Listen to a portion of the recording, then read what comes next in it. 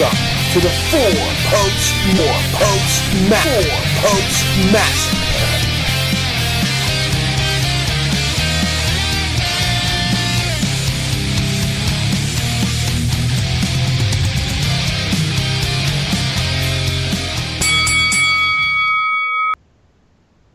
We are live! That's right, we are live here from RML Studio 1. It is the first four-post massacre of 2017, and we're fucking 15 minutes late. Hell yeah! That is what I'm talking about. It's the Big Bad Boo Bear, it's Mellow Mike Tenay, and Big J! Yo, rolling in late like a boss. Like a motherfucking boss. You know, Hey, Sting was 15 years late, so I think we're good. We're fine, But yeah, so you know how it rolls, guys. We're going to be back in just a minute. We're going to get a few songs up here. We got some major announcements, not only to deal with WWE, but to deal with Exit 92. I've actually got a announcement. Well, sort of. We'll talk about it when we come back. But, regardless, we got a lot of things to talk about. Everybody already knows your sexual preference, dude. You don't have to make an announcement over the air about it. It's cool. Bro, why you have to ruin my moment like that? like why you do that to me, dude? Like, what the fuck? Just letting you know, man. Just trying to help out. Like, dude. Like, my entire moment was just ruined. I hope you're happy. I hope you're happy with yourself. Whatever. Since we're in a wrestling mood, here's a battle royale with cheese from Red Hot Rebellion. Battle royale with cheese. Yeah.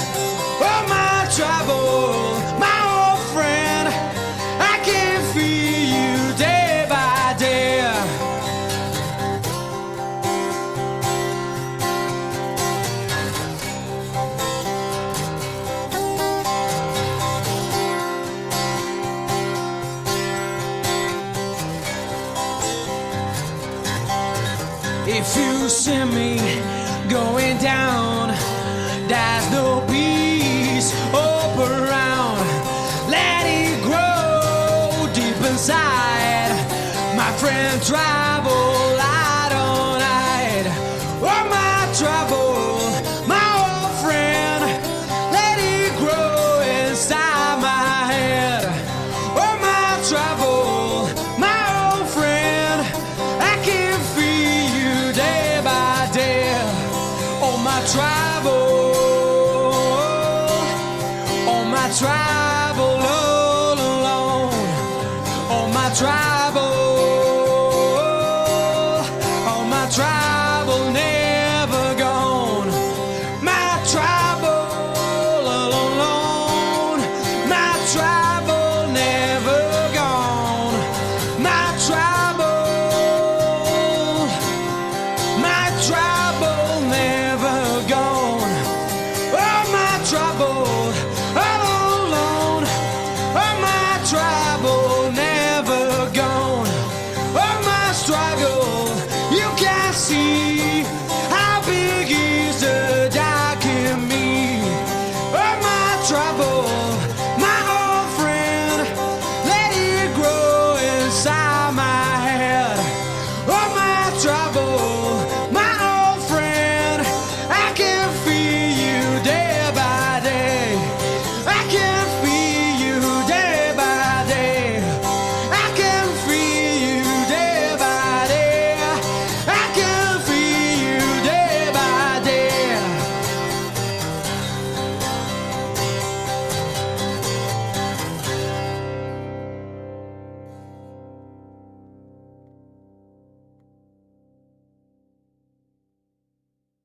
We got Dino, Don't Call Me Shayna, the man for your promo, Mac Attack. He's out in the chat room. Be patient, my brother. Be patient. Be patient. We're just getting shit together here. Hold it up. 3 more minutes.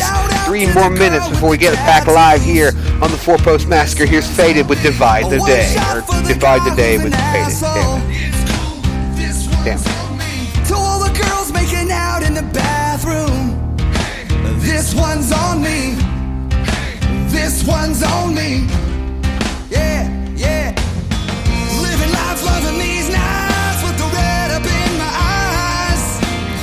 Raise your drink to a good time, getting trashed tonight. Let's get crazy. I feel amazing. Tonight I'll be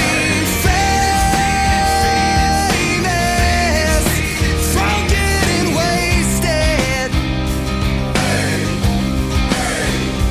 Let's get faded, faded, faded, faded, faded, faded, faded, faded, faded, faded, faded, faded, faded, faded, faded, faded. Throw another one back, it's getting heavy. That's what we do. 'Cause I'ma shut the bar down if you let me. 'Cause that's what we do. Another round for my boys, y'all ready? That's what we do. Me and my crew.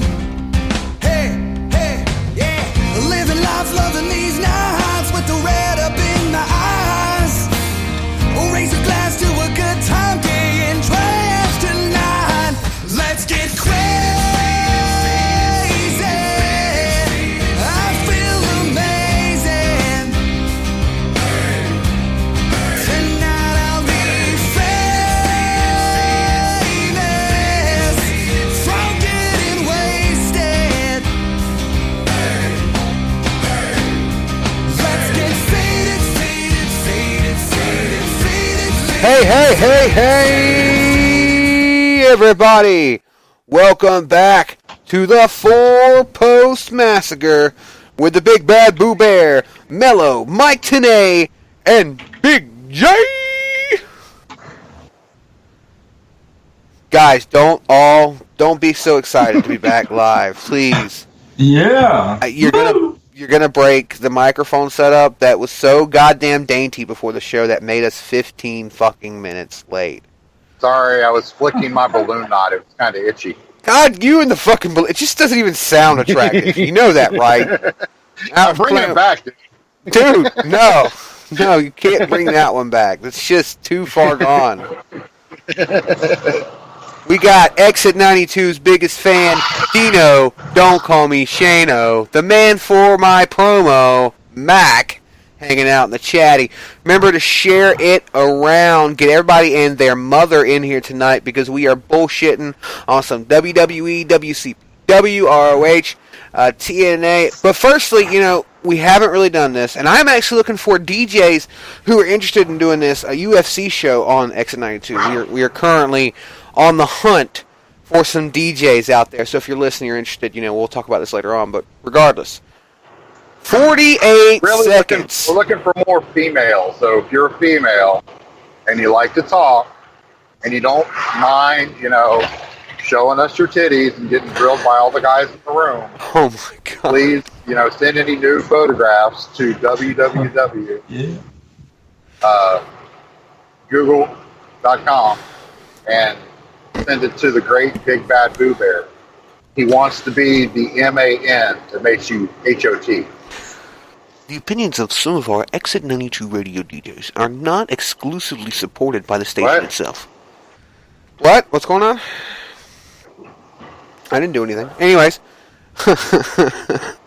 No, so 48 seconds, people. That's what's that was. If you don't know what we're talking about when I say 48 seconds, we're only going to touch on this for a few minutes, but because it's been such a big deal, it's been echoing through the Facebooks and the Twitter and everything for like the last 3 days straight. 48 seconds, Ronda Rousey's last fight with who? I don't even know the fucking girl's name was. She's the champion, but I know that her last fight with whoever the fuck that girl is as the champion, man, I've had sex with my ex-wife that's lasted longer than 48 seconds, okay? Noon. She got pummeled like it was that other chick's fucking job. Isn't it Noons versus Rousey? I don't know. I don't think it matters. That's just going to be one of those situations where the loser's always going to be remembered more than the winner. Oh, yeah. It's going to be because she lasted 48 seconds. I tagged her in the Twitter thing for this, so if she shows up to any of our houses and murders us, basically, if any of us go missing within the next, 4 or 5 days, please God. It's Amanda Nunes. So what happened was she didn't spar in training for the UFC 207. I've had that problem before. Not sparring. Yeah, she didn't look, she looked like She's Ronda overrated. Rousey, but she looked really fucking thin, like she ain't been eating right. She didn't look like she had any muscle tone. And like I said, that girl just fucking threw her around like she was nothing. Yep. It was bad. Mac Attack says he'd last 48 seconds with Ronda Rousey with his dick. With his dick! Again, Rocky Balboa was on the side of the ring wanting to throw in the towel like when Apollo died, dude. It was bad. It was brutal. It was bad. It was just terrible. I didn't really see any of it, to be honest. I've only seen clips. I guess, how do you clip that, though? I mean, there's only 48 seconds to clip from, and if you show a highlight, it's pretty much the entire fucking match. That's why I don't watch. That's why I don't watch UFC. It's because, why am I going to watch UFC when I can catch the fucking match on Facebook the next day when somebody says, haha, Ronda Rousey, fucking Sav AF, bruh. What the fuck is the point? It's dumb. Fucking dumb. People who spend $60 on UFC want to talk about how stupid wrestling is when I pay $9.99 for an entire library. Fuck you. Oh, shit. I didn't know Dino was here. WWE promos? Damn. I pay $9.99 a month. And actually, did you hear, Jay? You get your first month free if you're a new user. I've heard that. It's true. It's 100% true. It sounds like a plan. Use it for a month and then say fuck you. It's the wrestling library for the next generation. I can't do it like Mac. I can't do it like Mac does it, though, for real. I mean, he's got, this flair about him, Like, you can see him smiling even though he's not here. Just doing, the gold. Right. He He's just so good at it. But anyways, so we had the Has anybody UFC. heard any rumors? I heard CM Punk was going to go back to UFC too. That he was trying to get another fight. He lasted longer than she did. Did he really? I know his was short too, but I actually heard here recently that he's actually to get another fight. Well, I think we got Dino Mac on the line as well. Dean, you here? Yeah, boys. What is going on, motherfucker? It's the Mac attack. let me Man, It's well, you know Dino, something, don't brother. call me Shano. I was sitting in the hotel room. I heard you guys in the back talking about Ronda Rousey. Okay? And let me tell you something, brother. Okay, that's the worst probably fucking Hogan impression I think I've ever done. Let me tell you something, Could be brother. worse. 48 seconds completely kind of flipped my shit. She tried to box and she didn't try to her judo training or nothing like that. Like she didn't try to take she maybe one time in the fight she tried to take her to the ground one time, and I don't even know, honestly, it's the UFC. I don't even know who in the hell the other girl was. Yeah, that just tells you how... Go ahead. I was going to say, we were just saying, I know she's the world champ right now, but I got no idea what her fucking name is. Who's going to know? Honestly, who is ever really going to know nor care who the chick's name was? She beat Ronda Rousey in 48 fucking seconds over the strap. I'm never going to know who the hell Amanda Noon is, but I will always know Ronda Rousey. And what sucks is that it used to be we knew Ronda Rousey for her streak. She was like a Goldberg character in the UFC. And now we're all going to know her like she's Brock Lesnar for losing in 48 seconds. At least Lesnar can say he lasted longer. Yeah, Lesnar lasted longer. He lasted a minute 26. Yeah. Yeah. So Ronda is coming to the WWE. The stars are aligned, and I'm kind of excited to see where it plays out and how it plays out. Will she actually follow through with a WWE appearance and create a character? And with her and being in Hollywood, she might have a shot at doing a few promos, but I don't know. I don't know. What do you guys think about that? What do you guys think about Ronda joining the WWE? Look, I think it's a terrible honestly idea. wonder if she's going to go. I mean, I've heard she's Might going to be go an to idea. WWE. I also heard that she was doing the reboot of the Roadhouse movie, but that was before she started losing. So I wonder if they're going to take into account her viability. What her worth is now, because she's not lost once but twice. Mm-hmm. So she's not the badass everybody thought she was. You know what I'm saying? Right. I think she's lost her edge. Yep. Yeah, me too. you get back on that meth, bro. And that case, I mean, with the girls you're trying to push, WWE, with Charlotte, with, Sasha, with all the girls you're trying to push in there, if you bring Ronda Rousey in the fight, is Ronda going to demand that she wins? That's not going to do anything for the company. You know what I'm saying? It's going to make... they're gonna have to build her. Yeah. They're going to have to build her like they've had to build every other character they've ever had to work with, because she is no longer something special. She's not Goldberg. Yeah. Well, the cool thing about it is she doesn't really have to get known. She's known already. Yeah. It's Right. the question of, what do you do with her? What storyline do you put her in, and how do you start her out? Like, can she be one of the NWO outsiders? Can they do a UFC invasion? Because Conor McGregor is going to be going to the WWE No very fucking soon. way. He ain't going to do it. Oh yeah. Wow. He's going there. He's gonna be live, because all the shit talking that son of a bitch does to the WWE. But see, they enjoy it. It's fun. It's Twitter wars. I'm all up on Twitter. I'll be watching them. And it's fun. It's fun to watch them. And I'm Conor McGregor, it's not too far to say that WWE won't, it'd be a smart business move on Conor's part. Yeah. Isn't he the one that now was trying to get UFC to give him a bigger cut or some shit, or was that another guy? No, you're absolutely right. That is the man. Yeah. I think it's a bad idea, though. I really do think bringing over Ronda and Conor, unless they're going to try and do that UFC invasion to bring them in, I don't see the point. Here's my idea. Here's what I'm thinking.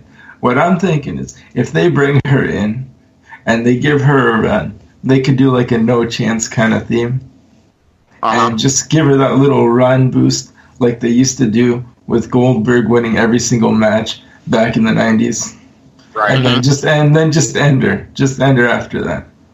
That's all. Just give her something, just to boost her up a little, and then let her go. But even with, Conor, for instance, I mean, what are they going to do? You know what people are going to want to see? They're going to want to see him come in and take on Brock Lesnar because of all that fucking shit they got between the two of them. I'd like to see him. Brock Lesnar would be a good fight. I'd like to see him come in and fight that short-haired, blonde-headed dude that used to be a UFC fighter. That was in WWE and WC. There was a fighter that was a WCW and WWE that Nick used to talk about all the time. That I thought once was a UFC fighter. Ken Shamrock? Ken Shamrock, yeah, that's it. Oh man, I'd love to see Shamrock get in the ring and destroy That could Lesnar. be interesting. Yeah, because Ken Shamrock actually, he became a character. Like he worked in the late '90s. Like it worked for him. It did. It really did. Ken Shamrock came in and became a part of the corporation. He fought against The Rock and Mankind. I believe he ran something against the Big Boss Man after a while when the corporation sort of fell apart. What about Steve Blackman? Oh yeah, his matches with Blackman are legendary. Does anybody remember the Lions Den match? Fucking SummerSlam. That was tight. I got that on fucking DVD. I've watched that a few times. Which Lions Den? Oh, his match. Yeah, but then Owen Hart and Steve Blackman put on a really good one as well. Yeah. Those two did. Didn't Jake the Snake have one too? Or I don't know. I never seen him in one. Wow, that's a memory jog right there. Yes, sir. Mellow Mike Tanay, can we get a fact check on that? Can we get a fact check?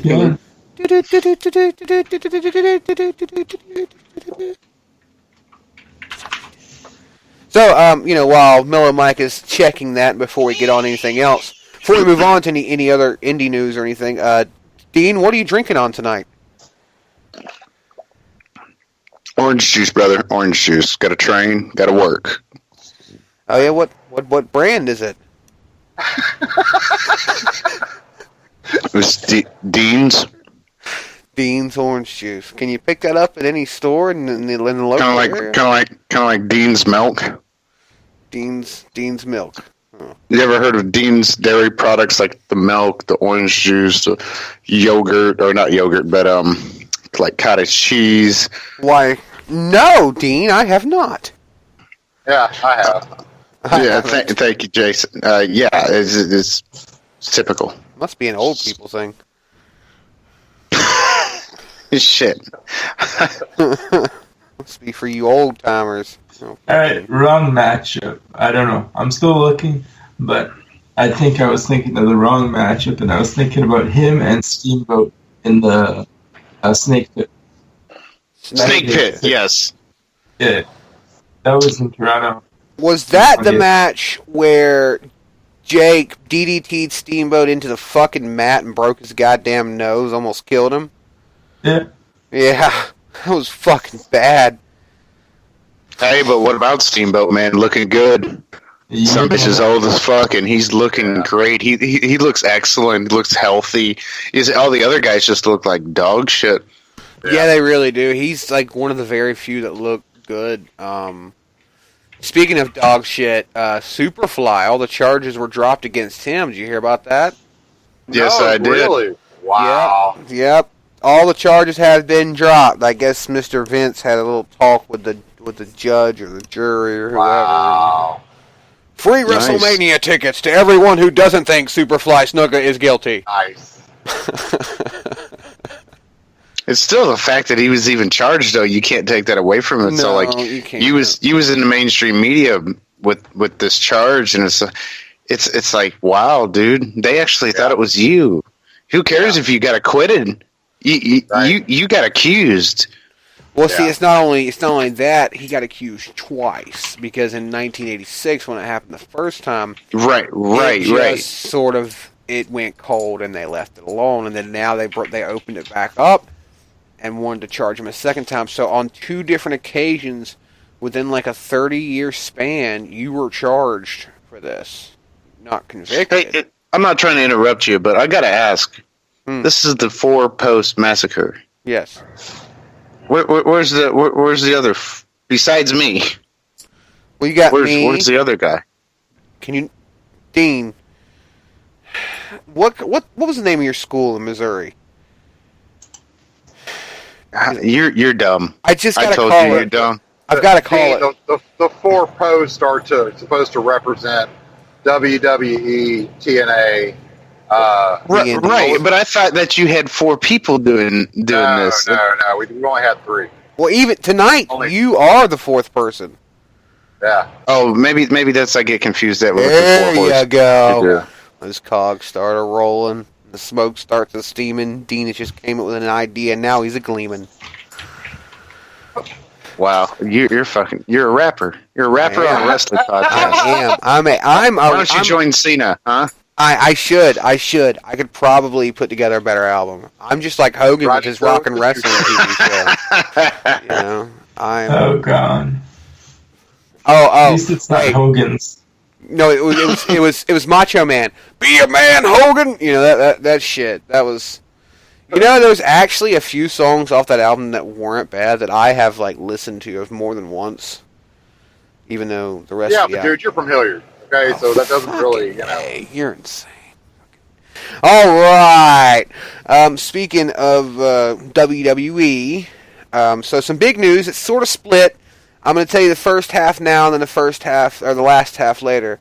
We're talking about the indies, what we usually start off with, WCPW and all that. So WWE has decided to create a United Kingdom Championship.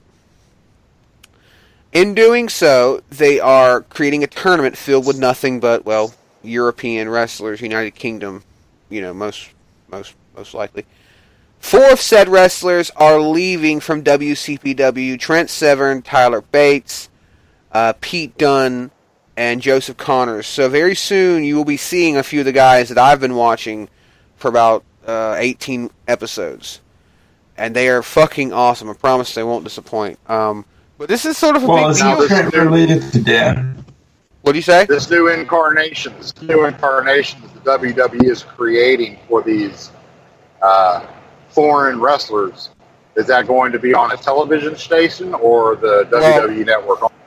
I believe it's going to be network. Yeah, I was going to save that part for the WWE news later on, but, you know, fuck it, Jay.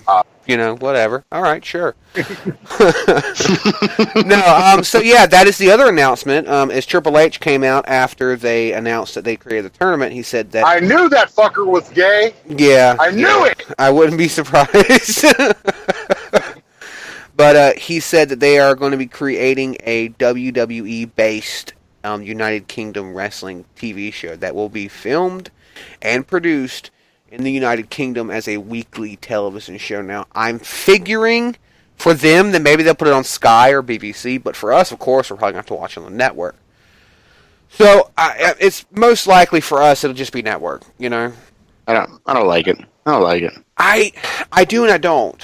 I do because here recently I've really gotten into strong style British wrestling. It's really good. WCPW, 3CW, all those really good British promotions that I've been watching are really good, and these guys are coming from said promotions. Well, that being said, with you watching that show, okay, do you know any of those 4 wrestlers that you just said were leaving? Yeah. I know all 4. How bad is their leaving the show that you've grown accustomed to and liked leaving them and going WWE, how bad is that going to fuck up your watching of that show now? Because their storylines are going to be gone. Nice point. Thankfully, I guess this was not completely new to them, because Pete Dunne and Joseph Connors' storylines have both pretty much ended. They were in a middle phase.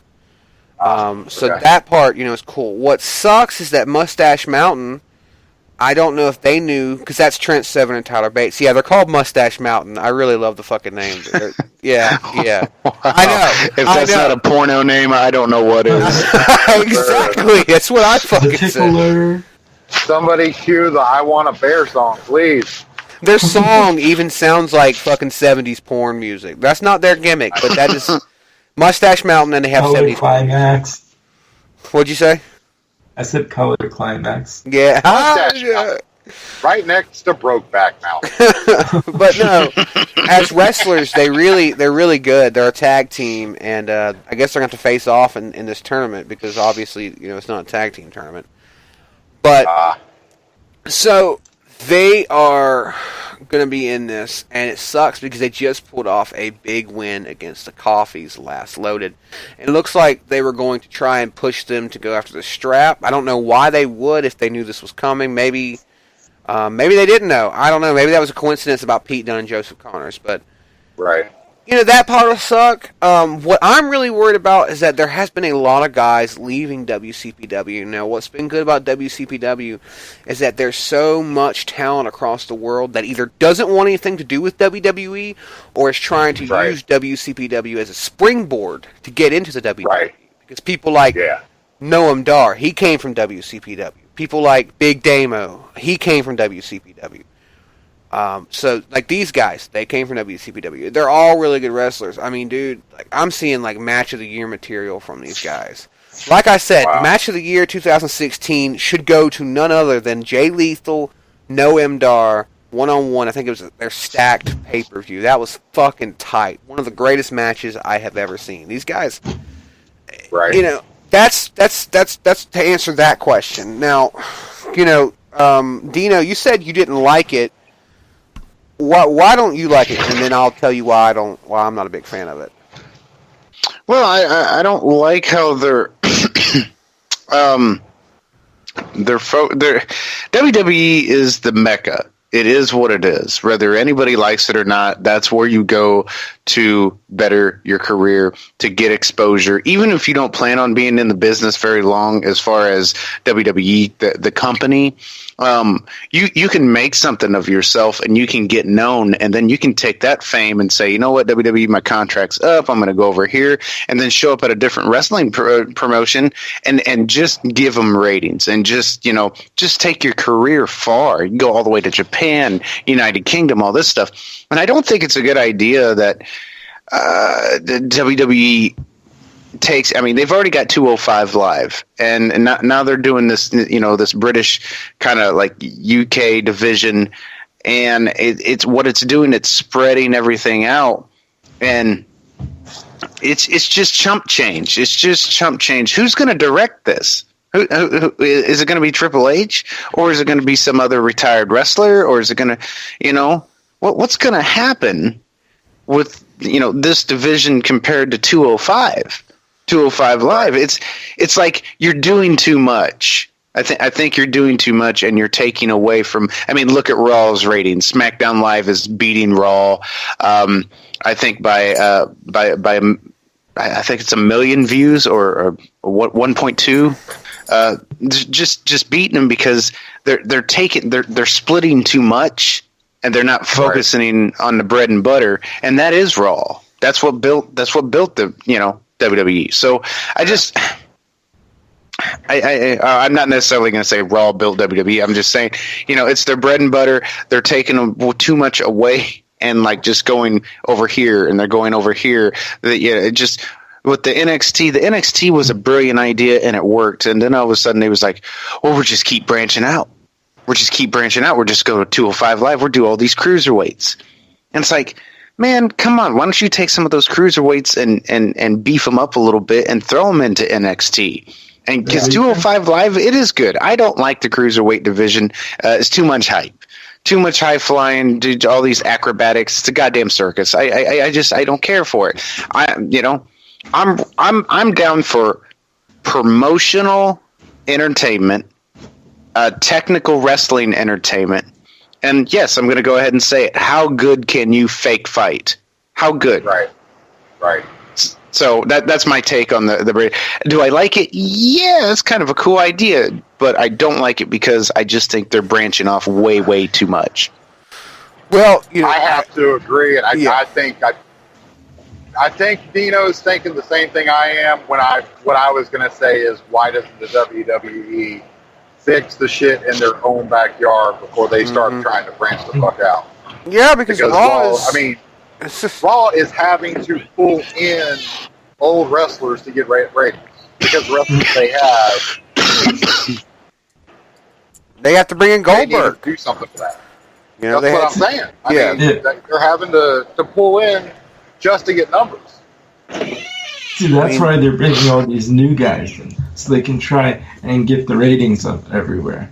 And I'm not against the idea, but I'm not 100% on the UK idea. For me, when I look at it and I see that they're doing something for the UK, if they bring back some of the older UK wrestlers or something and have somebody like that do commentary, I could understand, because then it'd draw more of a crowd to the UK audience.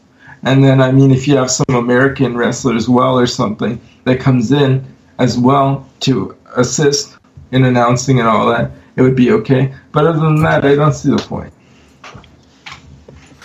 Well, like, you got to have somebody with enough knowledge in order to put that in there and get that going. Right. Yeah. And like with the whole SmackDown Raw, yeah. I mean, the way it's going, yes, SmackDown is getting more views and Raw's going downhill. But at the same time, if they step up their game, they put a little more effort into what they're doing, they could easily pick up. But they can't right now because they're just pulling crap out of their ass. They're bringing all these old wrestlers back just to try and get this one-up that they're losing by putting all these wrestlers into SmackDown. Yeah.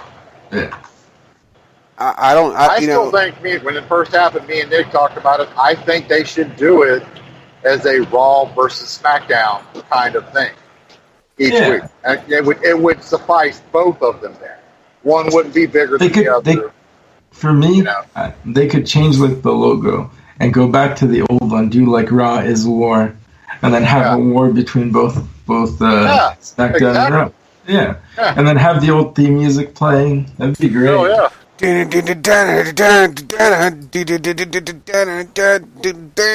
that one. There you go. Yes, sir. Yeah, my intro is that on Dino Max Wrestling chat. Nice. That's okay though, because I completely lost it, so there's no hope. No, my thing with it is the same thing that Dino said. Is that I feel like they've branched out way too much. They're spreading themselves very thin. And I mean, I know they got fresh blood coming in with these WCPW guys. And speaking of, in just a minute, I got a loaded report for you guys who are listening. But Loaded. It's their show, WCPW show every week. It's called Loaded, like they do Raw or SmackDown. It's called Loaded. Because it's on YouTube, it's all internet, it's free every week. Right. No, like I feel like there's just. And I know this is kind of weird, and it might even be sacrilege for a few of you wrestling fans out there, a few of you diehards. But it really is sort of like there's too much wrestling. I mean, I feel like there's just too much wrestling for the fan to... Because think about it. They've oversaturated the market. Yeah. You've got Monday Night Raw, Tuesday Night SmackDown. I think 205 Live comes on Tuesdays after SmackDown. You've got Wednesday NXT. Let's say they put this UK show on Thursday. All right, Friday is open, but then you got 2 weeks. You got 1 week out of the month where there's a pay-per-view on Saturday, and then 2 weeks out of the month where there's a pay-per-view on Sunday. So, I mean, you really, 2 weeks out of the month to get 2 or 3 days off. Then, the other weeks you're getting like 1 day off from wrestling. Mm-hmm. You're going to burn yourself out, especially if you're a diehard. I want to watch everything WWE. But then again, I also want to go watch New Japan Pro, or I want to watch WCPW. There you I want to go. watch this. New Japan, All Japan. I wish I could watch a New bunch of Japan Pro. That shit JPW. looks fucking awesome. But I do have to admit, WWE is giving you your $9.99 a month. They are making it worth it. They are making it worth it. Dino. Oh, yeah, but weren't you the one that said a couple of weeks ago they're raising the price? That you had heard they were raising the price per month or some shit? It is rumored that they may raise it to, like, for example, Netflix was. It used to be $8 a month, and now you can get ultra high def for $14.99. So, you know, I'm assuming that might be in the future, but right now it would be a dumb move on the WWE to raise it. Just as of now, Right. I would wait a little bit longer because you still got all these people who are getting it, you know, because it's a good price.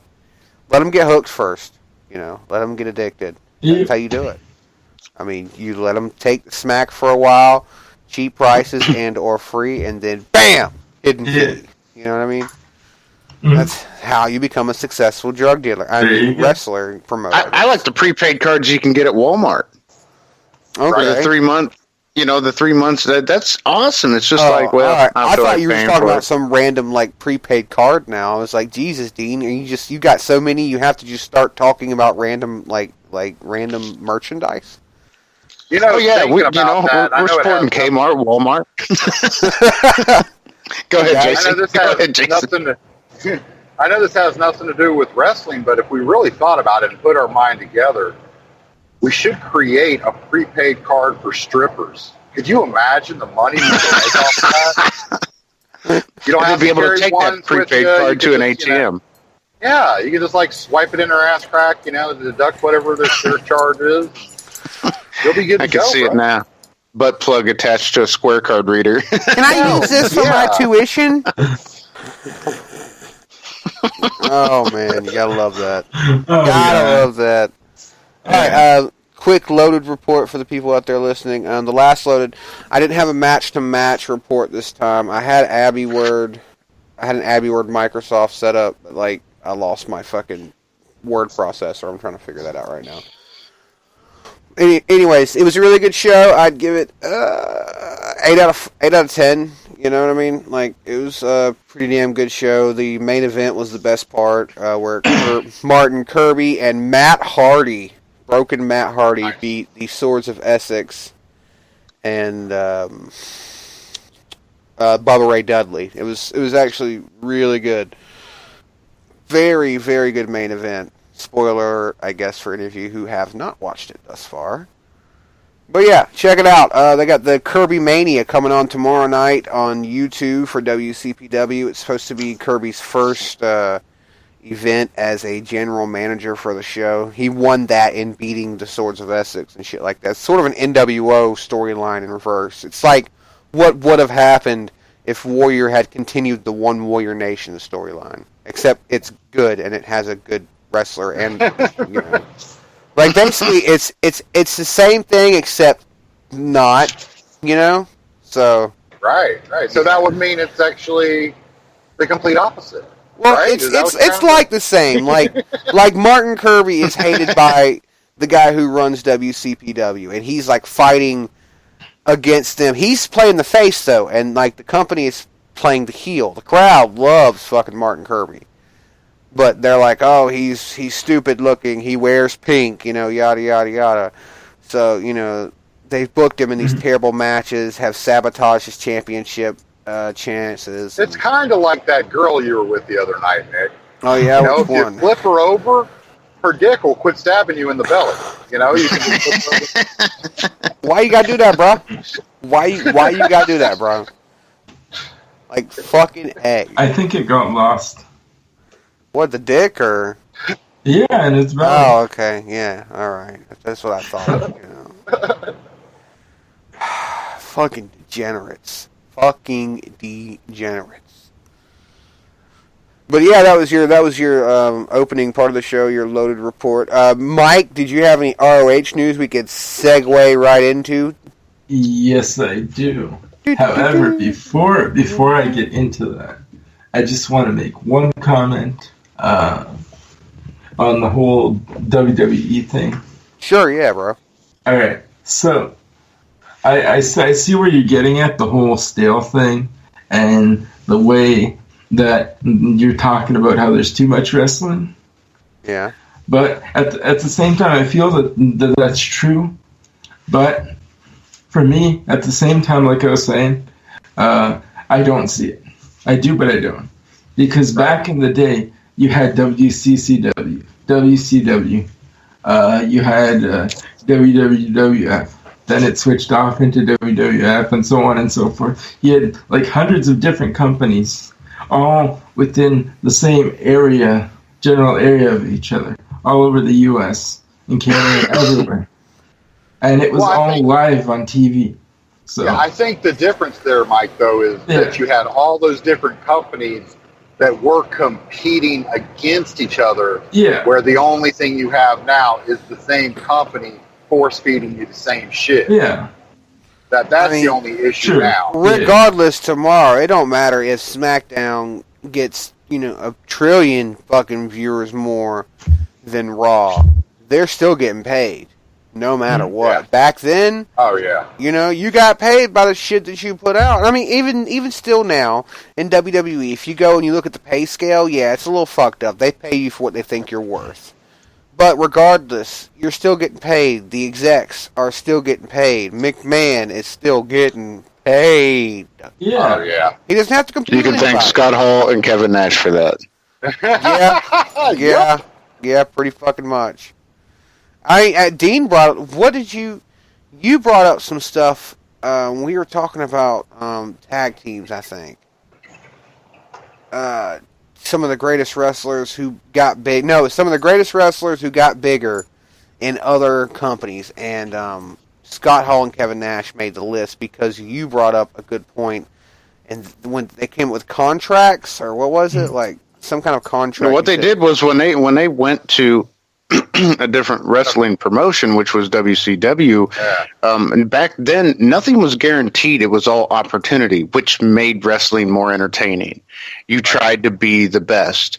Now, what they did is, I'm not going to wrestle this bullshit amount of money, unless I'm getting something, in hard writing.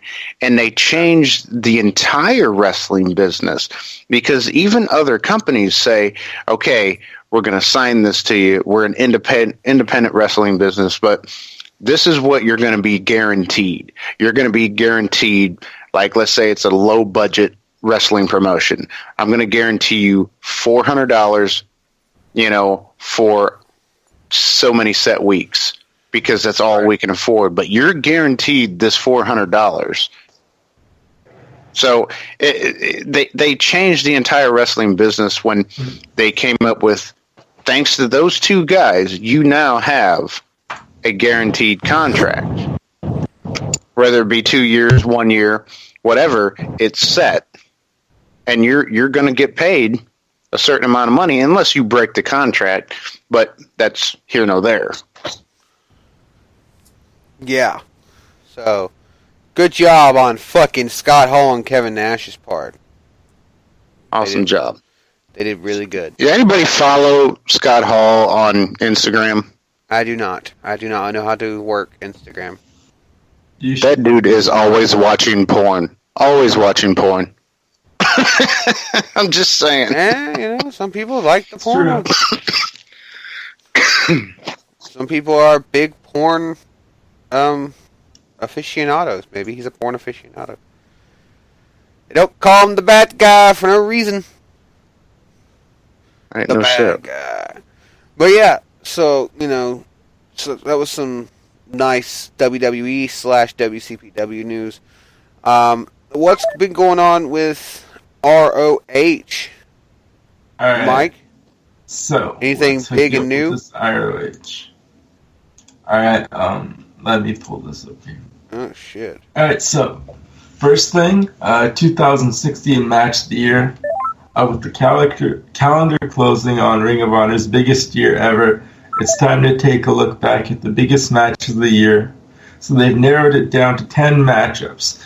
and they want you to pick the one that you think is the best out of all of them. Well, right. What did they pick, or have you? All right, so I can link it if you want. I don't know if you can open up links. I don't know about during the show. You just put it in the chat room. Throw it in here and in the chat. All right, so I will hook you up with that Dean, real quick here. What do you think about ROH? I got to be honest. I've never really watched it. I've never had an interest in watching it. Nothing kind of grabbed my take on it. So yeah, hopefully I do get into it. Maybe I can see something it's worthwhile. It's a lot better than WWE or TNA. Mechanically speaking, and organically speaking, or what do you mean by better than WWE? Because there's a big fine line there. Well, here's where the fine line gets drawn. This is more indie-ish. There's more wrestlers that are more indie related or that haven't gone to WWE. I mean, you still have some wrestlers that have been there, but it's got its own little je ne sais quoi, like its own little refined taste to it. Real quick, just sorry to interrupt. I just got some breaking news. WCPW just announced that Lucha Underground stars Pentagon Jr. and Drago are making their WCPW debut. Oh snap, Pentagon. Yes, sir. I remember his father or brother or whatever. I remember his father. I think it was either his father or his brother, like you said, Pentagon. Yeah. And then Octagon was always really good, too. Yeah, Octagon was great. I mean, he's no Dr. Wagner or, like, who else am I thinking of? The Destroyer and so on. El Santo. But he's good. El Santo. Yeah, he was. I loved El Santo. We're naming wrestlers after shapes now? That was way back, man. Lucha those wrestling. Are masked wrestlers. Yeah, those are the days of Art Barr and Eddie Guerrero and some of the greatest wrestlers who ever laced up a pair of boots wrestled below the border. Yep. Who else we got here? Black Shadow, Blue Demon, Rey de Jalisco, Fishman, Milton Mascaras. Yeah, those are some good ones. Really good ones. Definitely. I've seen most of them. Like, I sat down and watched all that old wrestling and stuff. So, yeah, like the old school. Dino's not. I guess he doesn't. He's not been very cultured. Cultured of. No, it's not that I haven't been cultured. It's I've chosen, like, again, it's not that I haven't been cultured. It's just I honestly don't have an interest in that. It doesn't catch my eye. You have to be like TNA. TNA caught my eye. They just did. They was different. They was still in the entertainment business of professional wrestling. Where I have a problem with independent wrestling promotions is a lot of times I see a lot of acrobatics and not wrestling. That's what I have a problem with. And yeah, but you see that with some of TNA and WWE as well. Well, that's what I'm saying. It's more of an entertainment basis, and there's still your technical wrestling in there. Yeah. But and I guess I had three types of friends, and with wrestling friends when I was younger, and somebody one was suck me off quick. Suck it. Oh, hello. Wow. We had lost Jay, and I just got him back, and that is how he comes back to the show, people. Big Jay. Yeah, that's. He didn't last 48 seconds. Anyways, what I was saying is. What? Damn it! I lost it. I lost what it was. You're talking about your wrestling and technical. Oh yes. I had three types of friends, and when I was younger, one friend liked to watch the in-ring wrestling, the tie-ups, the arm bars, the walking around the ring and telling the story. Traditional. Yeah, the other buddy that I had, he liked the high flyers, but he liked to laugh. He liked to listen to what the wrestlers had to say. And then there was me. If I don't see you on a fucking commercial, you must not be making any waves. You must not be being, seen very much. What are you doing with your career? I disagree. That's okay. That's what makes it great. That's what makes wrestling so. There's just. I mean, but that so, it's fine. Different opinions. Takes different strokes to get off. But not Jason. No, but I can kind of see that. But what do you want to see more? Do you want to see a commercial of Trish Stratus selling the new bikini model calendar they're coming out with, or do you want to see a commercial of Owen Hart going through a ring post? You gotta. What's more important there? Too soon, right? Bro. Right. Too soon. Too soon. No. On some real talk, my friend. A lot of the wrestlers who are out there on the indie market, like ROH, like WCPW, like CZW. Some of them are putting together better matches than the guys who are in the WWE. I mean, honestly, excluding Goldberg and maybe like Kevin Owens. Oh, that's funny. That's about Roman it. Reigns, Roman Reigns. No. Excluding Goldberg and Kevin Roman Owens. Reigns. The New Day. Okay, I'll give you that. I get Brock Lesnar. But seriously, excluding those three, like, most of the guys I watch put off better matches within a 3 or 4 week span than these guys do in, like, a 6 or 7 month span. Braun Strowman. Well, okay, Strowman hasn't been doing very good matches. He's just been doing short matches. Goldberg's been doing short matches. Yeah, different, though. Goldberg is good. Braun Strowman. No, they just want to put him over. Oh, God. No. Damn you, Michael. Yeah. No. Hey, shush.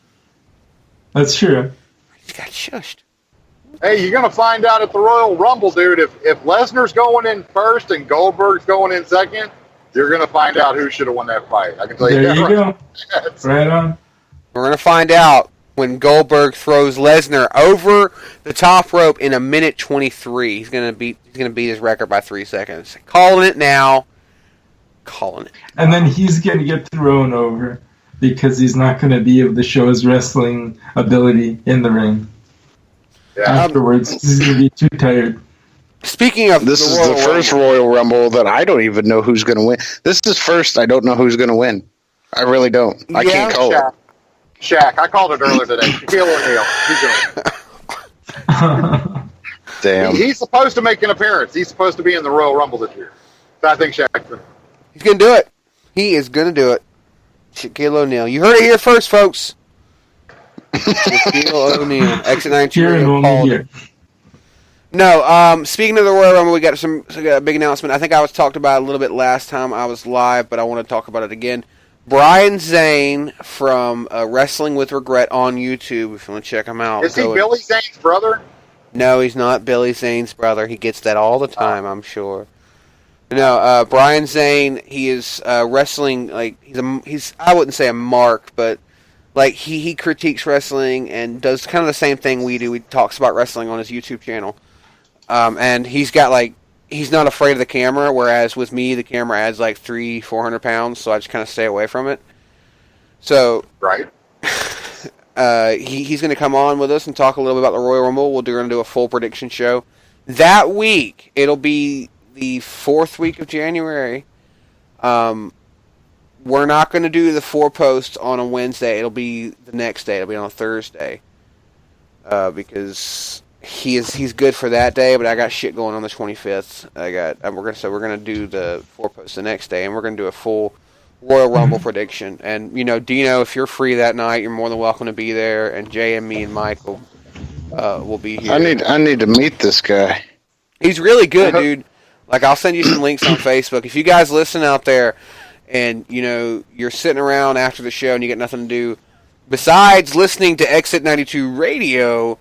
You can also check out Wrestling with Regret on YouTube. He does really good stuff, and it's not just like he gets very, very analytical. He goes into the science of it, or the rumors or the drama that's behind the scenes. He's done interviews with Jim Cornette. He's worked with Matt Hardy. He's done more than one interview with Jim Cornette. Jim Cornette helped him do his intro for his show. Wow. Yeah, I love Jim Cornette. He's fucking hilarious. He was just on the Ross Report on Podcast One. Thank you. Fuck you. Bye. But yeah, we're cutting into fucking Mike's ROH news. I'm so sorry, Mike. We're sorry, Mike. No worries. What else did you have for us before we? Because after you do your ROH, we're gonna take a couple song break. Sounds good. Jesus Christ, more fucking. All right, so Young Bucks to defend ROH World Tag Team title against the team of their choice at Center Stage on the 14th of January. Now, I think I've probably asked you this, Mike, but since it's been a minute, how long do you think it's going to be before the Young Bucks attempt to make their debut in WWE? Or if you think it's ever going to happen whatsoever? I don't think so. I think they're enjoying ROH too much to leave. It's that good of a company that they just don't want to, right now, risk it. I mean, in the long run, maybe they might have different strokes, different ideas, and have different thoughts and want to go to WWE. But at the moment, they keep where they're at. Well, I hope they do. I think I've watched a little bit of their stuff and I really liked it. They were really good. So they're returning to Center Stage on the 14th of January. It'll be first time in 6 years for an international television taping, and there's no shortage of challengers in ROH, so they could have any tag team really to face them for the title, because they got one of the deepest rosters of tag teams in the sport at the moment. Deepest roster. They got the deepest roster. Oh, yeah. I'm just quoting ROH. So. Sure you are there, boss. Yep. Sure you are. Alright, so Taylor and Lee set to make their return in Atlanta to ROH. Deeper than Boo Bear's butthole. Shane Taylor and Keith Lee. Them two making jokes like they're funny or something. Yeah. Alright, next up here. Big in Japan, War Machine impresses in World Tag League. Repeat that, I didn't hear you. I said, big in Japan, War Machine impresses in World Tag League. Wasn't War Machine a UFC fighter that went to prison for fucking beating his wife or some shit? No, I think that was Rampage Jack. No, Rampage is dead. Oh, yeah. I don't know. War Machine spent the majority of 2016 cementing their status as one of the toughest and most successful tag teams in ROH. Hanson and Ray Rowe began the year as the reigning ROH World Tag Team Champions, and the two powerhouses turned back all the challengers for 5 months, including the legendary Briscoe brothers. Seeking new worlds to conquer at the end of the year, War Machine spent 3 weeks in Japan in November and December to compete in New Japan Pro Wrestling's World Tag Team League tournament. Although they didn't win the prestigious round-robin tournament, War Machine made a name for themselves in Japan with a very strong showing against top-level international competition. And also, if you want to read the articles, Mike has, because he's fucking Mike Tenay incarnate, he is the Canadian Mike Tenay, has put some articles in our chat. Yeah, I'm tossing it all in chat. Yeah, so anybody out there in the chatty, if you're listening and not replying for some reason because you don't love puppies, you can also read these articles by just clicking on the link, or you could put something in the chat room like, hey, Boo Bear, you're a fucking douchebag. Something, anything. God, please, something. I'm begging. Yeah. Alright, last couple things here. All right, so the Addiction is versing Adam Cole and Cody, members of the Bullet Club. Bullet Club. Yeah, that's gonna happen for Honor Reigns Supreme. Does anybody feel like the WWE has completely just ruined that section of the Bullet Club for everyone? I would say so, yeah. Yeah. I mean, like, they have just fucking ruined it. I didn't think they were going to do it, guys. I really didn't, but they came. When we come back from the break, I'll give you the top 15 wrestlers you don't want to meet in person. Right on. Can you legitimately give us the top 15 wrestlers we don't want to meet in person? Because I don't have a countdown for the night, and that would work perfectly. You know, now that I'm thinking about it, y'all start talking about top numbers. Weren't you two supposed to create a WCW versus WWE roster like a month or two ago, and it never happened? Because Dino chickened out. What is it? Oh, no, I can still give you that, too. Can you do it tonight? Yeah, I can do it tonight. Oh, fuck Hell, I yeah. can do it in 5 minutes. All right. That's Wow. surprisingly, that's just enough time for our music break, which is what I've already got set up. We've got a 3-song music break coming up. Jesus Christ. Hey, man, I gotta pimp that indie music because this is the only station you're gonna find Arrowhead, Stereo Nasty, Eric motherfucking Miley. This is the only place you're going to find those people. So we got some Arrowhead with Desert Cult Revival coming up. Or Ritual, excuse me. We got Stereo Nasty with Death Machine and Hardwired. That's the album name by Eric Miley. It's the Owl. I believe the track is the Owl. So keep it locked with the Big Bad Boo Bear, Mellow Mike Tenay, Big J, and our special guest, Dino, Don't Call Me Shano, the man for your promo, Mac. Keep it locked. Who has been brought tonight by Dollar Shave Club. Dollar Shave. Do you have a message for Dollar Shave Club, or are we good? Can we just go now, or? We can just go now. Okay. You're not going to get that 25 cents. You know, we mentioned them, but okay. Arrowhead, Desert Cult Ritual, everybody. Keep it locked. Check these guys out on Bandcamp, Facebook, YouTube, and other places that you can listen to music. Keep it locked, guys.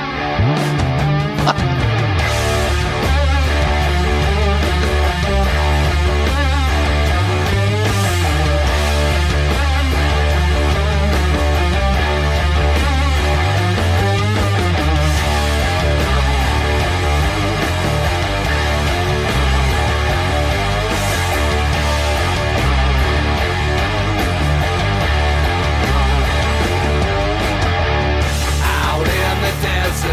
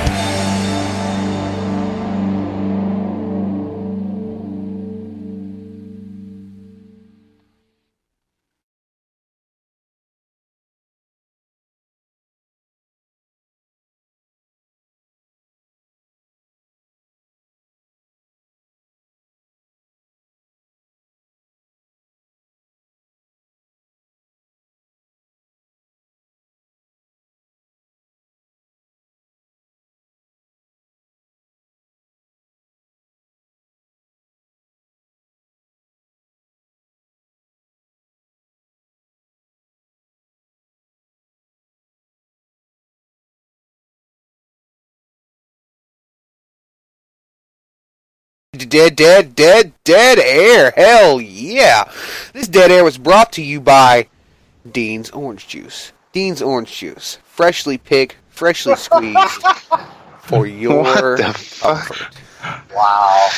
Dead air. Gotta love that. So we've been back on the air, and you just let your 3-song break just take the best of you, haven't you? Yeah, okay. It was definitely, we were probably only dead air for like maybe 30 seconds because I just looked at it like a minute, because I had a minute 43 ago. Had a minute 43 to go. And so, let me help all the listeners out. For only $9.99 a month on Google Play, you can get access to every album known that is out there today. You can download them, you can play them, you can put them in playlist. Google Play for $9.99 a month. You can listen to any song that has been out there and published. It's really good. Try it out. I've paid for 1 month. I'm digging it. I can look up any song that I want and play it right off my Google Play. how's your Rick Roll collection going? Is it going good? Google Music. Yeah. But so what do you want to do first? Do you want to talk about why Raw should be 2 hours and not 3, or do you want to talk about midgets and midget wrestling? I kind of want to talk about, what top shirt 15? I'm wearing from Calvin Klein. The new Calvin Klein double XL. See, I can't do it. That's good shit. The No. top 15. So we're doing Hey, top sorry, 15? I'm back. I heard midgets, so I was flopping my meat out. What about midgets? You motherfucker. Midget porn. So No, I recently read an article of it was I think it was like a week ago, the top 15 wrestlers that you don't want to meet in person because they're just assholes. Now, unfortunately, I couldn't find the article. I was searching as we had the 3-song break, the longest break in history. I couldn't find it. So, but I do have some of them in memory. Not very many of them, but I do have some of them in memory. And if you want me to do that, I can give that to you. Some of them. sure, yeah, go for it, because Jay has got a story for the end of your list. I was telling. It was what I was telling you guys in the break while Nick was gone. The guy that I said the biggest dick of fucking all that I met in person. Oh, Yeah, I was telling them about that, Nick. Hey, was it from the Sportster? yes, it was. Did you find the article? Yeah. Fucking mellow Awesome. Mike Tenay over there, dude. The man. I couldn't find it. I was looking and I was searching. I'm all like, oh, hey. So Mike, go ahead and give it to us, man. Yeah, well, start us out at number 1 All right, let me hook you or up. number 15. Number 15. I'm sorry. 15. All right, it's not a 15, it's a 20. Oh, 20. Oh, Yeah. Jesus Christ! They Even went better. above and beyond. We're making up for this All right. dead here, goddammit. Number 20, Virgil. Virgil, I've heard that. I have heard he's a dickhead. To Yeah, fucking he me. looks like a dick. But you see, you know what he does, right? Like, he has a Twitter thing going. He's trying to make himself become a millionaire. It's like hashtag make Virgil a millionaire. I see it all the fucking time. Right. And it's just, All right. he's so pathetic. I'm sorry, I really am, but it's Oh. just fucking pathetic. Yeah. Number 19, Seth Rollins. Really? Yeah. Yeah, I Yes. wouldn't have thought. I wouldn't either. He seems like a nice guy. Yeah. And we already talked about number 18, Taz. Taz is a dick. Yeah, I've heard Taz is a douchebag. Conan is number 17. Who? Wow. Conan. That's surprising. Who? Conan. Conan? Yeah. Okay, Conan. okay. You're saying Conan. Yeah. Not, With the This guy. you have to say it. Number 16, Sasha Banks. Wow, really? I always thought Yeah. Sasha would be nice to me. Well, explain to him though, Mike. It's a lot of times the reason why they're dicks is, these high-end wrestlers are flying on planes, and as soon as they get to the fucking airport, people bum rush them. And I can see that. I can see that where it's all like, dude, I just had 16-hour flight. Can I just get a little bit of peace and quiet? I get that. But you know what? Your fucking ass was the only thing about you that was cool is that you was Snoop Dogg's cousin, and you come from the bottom up, and you can't be humble enough to take my $15 that I worked hard for and just, take a fucking picture with me. Yeah, I'm not trying to be an ass to you. See, that's the only time Sasha Banks gives people a negative experience. Right. What? It's because she's getting off the plane, jet lag, all that stuff, and you're just sitting there bum rushing her, like, can I get an autograph? Can I ask you this? Can I ask you that? And they don't want that. They want their break. They'll meet you in person afterwards, maybe, if they have the time, and talk to you and be nice. But when you're on a plane coming off, that's one of those things where it's like, well, I don't want to have to deal with you. I just want to go. I'm just going to chloroform Sasha Banks and then make her set on my face. No. I was going to say, I That think is my it could be plan. You are more- not allowed to have it. She just hasn't met the right guy to give her a grudger yet. That's what it sounds like. I mean, What the fuck? All right, number 15, New Jack. Yeah, New Jack's a dick. He almost killed 3 people. Mhm. He's a fucking asshole. nice. But All right, I don't want him now- to ever listen to this show because I don't want to die. Because he might legitimately kill me because he is a fucking Nice. madman. All right, now in my opinion, I never had a bad experience, but number 14 is Kevin Nash. Wow. I'm pretty sure you didn't have a bad experience at an organized event, but, In person. Yeah, that was in person. That was autographs. No, right. I mean, like, Yeah. walking down the street, and you just Oh, see him that walking kind down the street. He might be a dick. I could see that. Yeah, I could see it too. I've heard a lot of negative things about Kevin. I've heard he's an asshole at organized events, and like he's always got this "my shit don't stink" thing going on. I like Kevin Nash. I do. I'm a huge fan, but I don't think I would want to meet him in person. All right, so here, I'll read this out. The snarky personality of Kevin Nash makes him a wrestler that is a bit strange to me. Nash doesn't seem like a bad guy or a mean-spirited person. However, he has the reputation of having fun at the expense of others. Nash is not afraid to insult fans under the intent of it being in a good, fun manner that makes him a questionable wrestler to meet at organized events. Nice. Yeah. All right, number 13, The Miz. He just looks like a dick. Mm-hmm. He just looks like a dick. Yeah. I mean, Number he has 12, that dick Sabu. look, you know. Sabu. Yeah, Sabu's Sabu. number 12. Yeah. That motherfucker always points to the sky for anyways. I don't know. Terrorists. He just looks up and he points. Terrorists. That's what's going on. Terrorists. All right, number 11, Stacy 9/11. See, Keibler. 9/11, 11, 9/11. Know what I'm saying? Know what I'm saying? Sabu, 9/11. Stacy Keibler. Yep. Now, you see, is she only a dick because she will not sleep with the journalist who wrote this article, or is she legitimately a dick? You see, that's you've got to clarify. She won't sleep with me, so she's a fucking cunt. You know what I mean? Like, is she an asshole Right. because she won't give you any asshole? You know what I'm saying? All right, Probably. it says the term diva was used to describe the female performers in the WWE during Stacy Keibler's tenure. It still applies to her these days, as she has the reputation for being a diva in her real life. Keibler left the WWE for an acting career, but it never panned out. Yeah, with her definitely didn't. only noteworthy roles coming as guest appearances on sitcoms. The bombshell doesn't enjoy being spotted by supporters and apparently goes out of her way to avoid being greeted by fans. Sounds like a cunt. Next. Number 10, CM Punk. Yeah, Yeah, I've heard that before. he has a major small dick problem, from what I gather.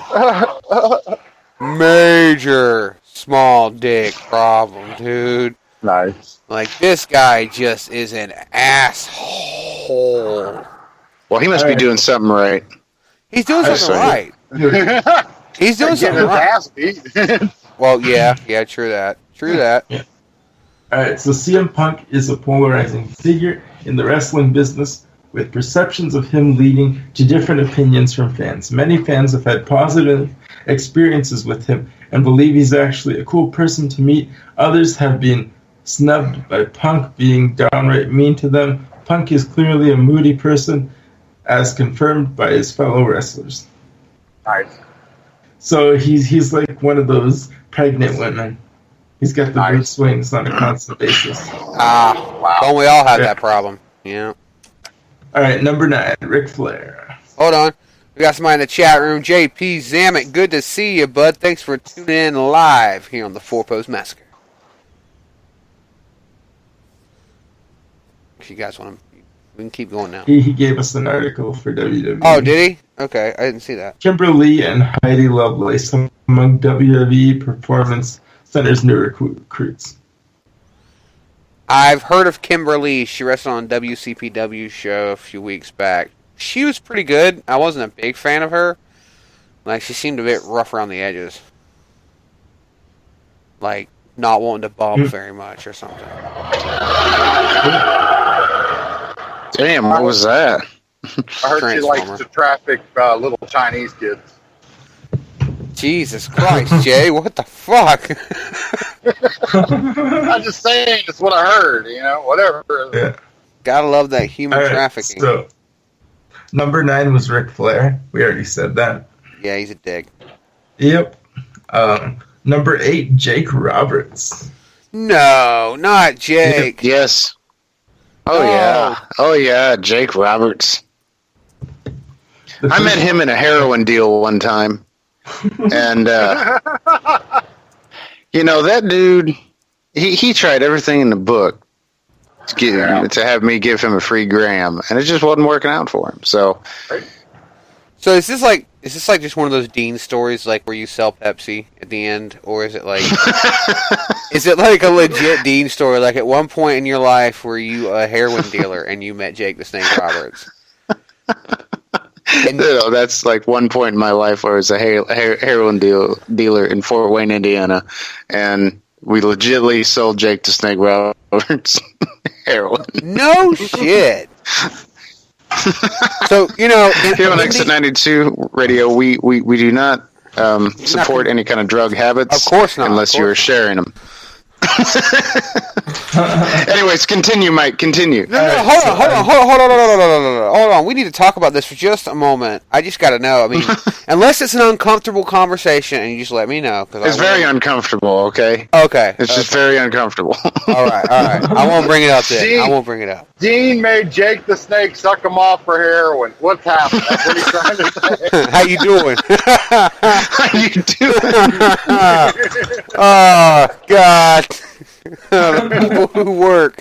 We can make a sitcom out of the people who work at X. Dean was the final breaking straw in Jake the Snake Roberts before DDP. The resurrection.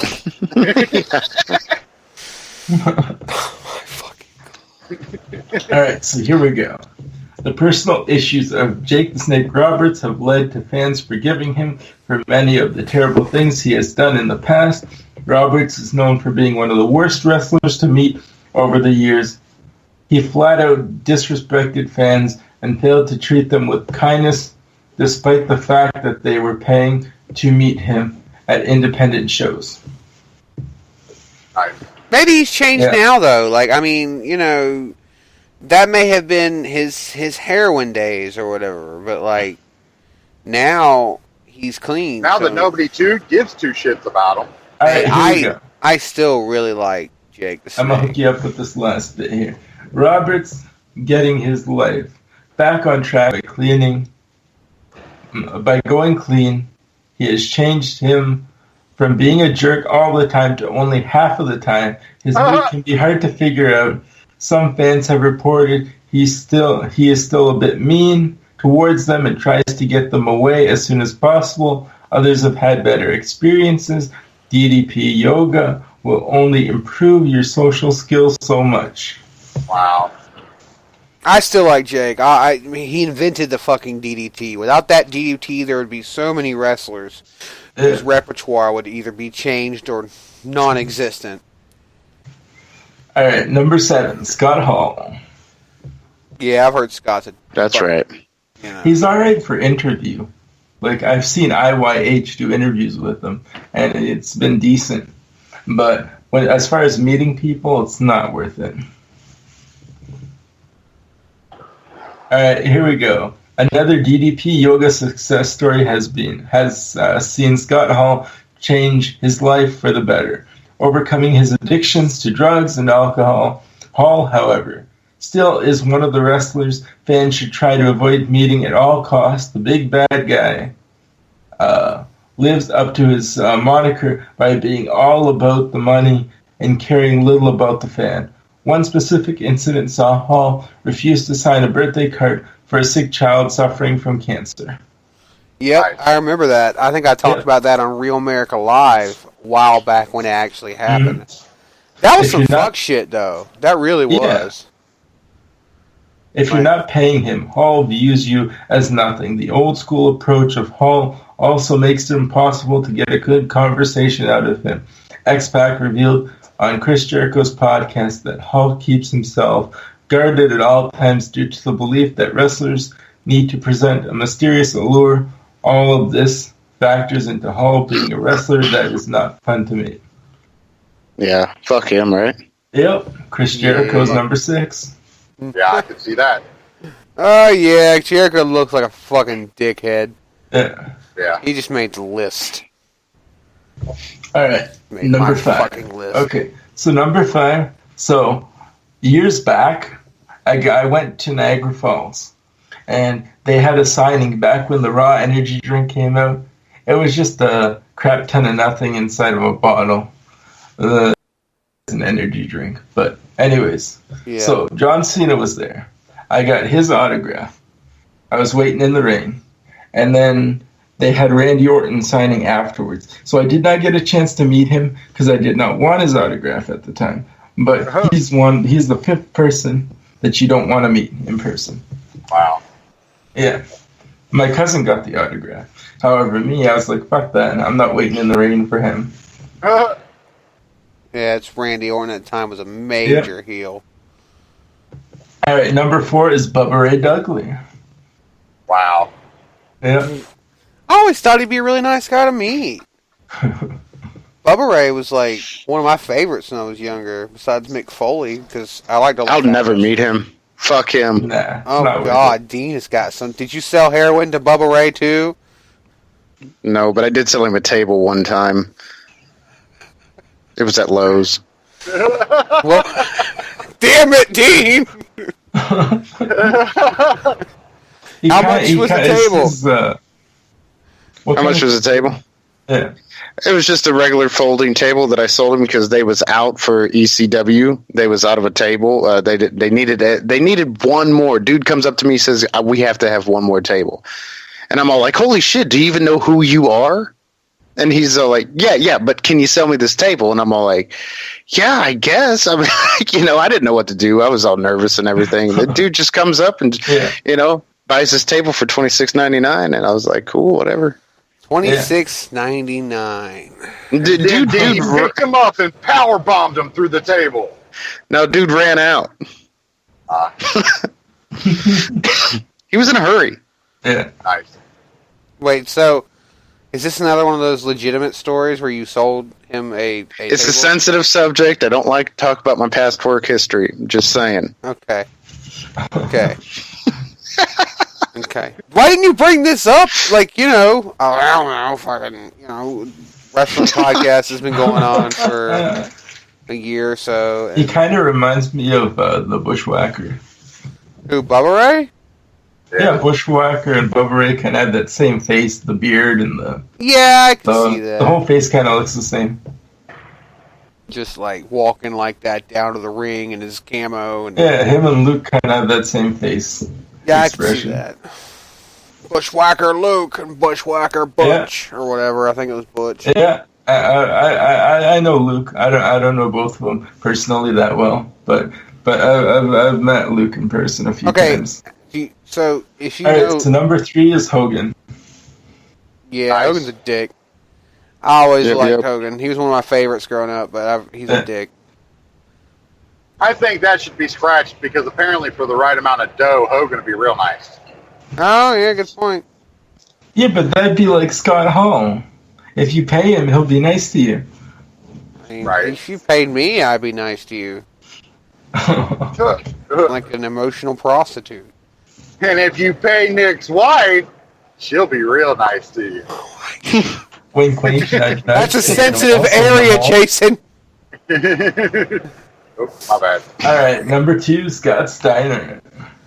Yeah, we all know Scott Skyner's a fucking Yeah, he's a asshole. dick. And, all right, so the last one. So number 1 person you do not want to meet in person is Brock Lesnar. Yeah. I forget. Even if he wasn't a dick, I don't want to meet that guy at all, ever. I don't want to, like, run into him at a fucking bar or something, and then him get mad because he hasn't ate that day, so he's Brock, smash, car, you know? I mean... Dino sold him a folding chair.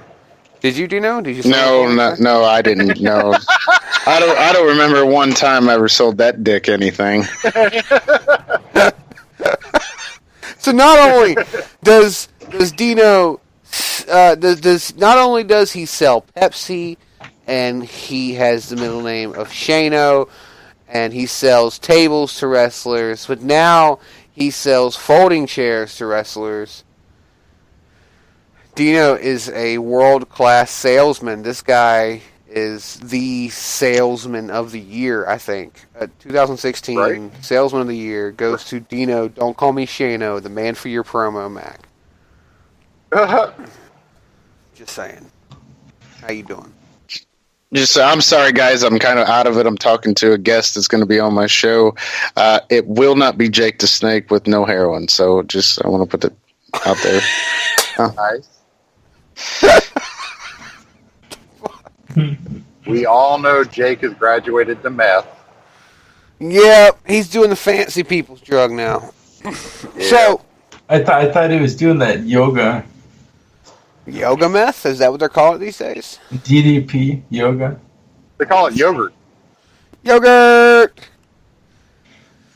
So, on a serious note, before we went to the break earlier, besides the 15 thing, Dino, you had mentioned that you could hook us up with some WCW talk.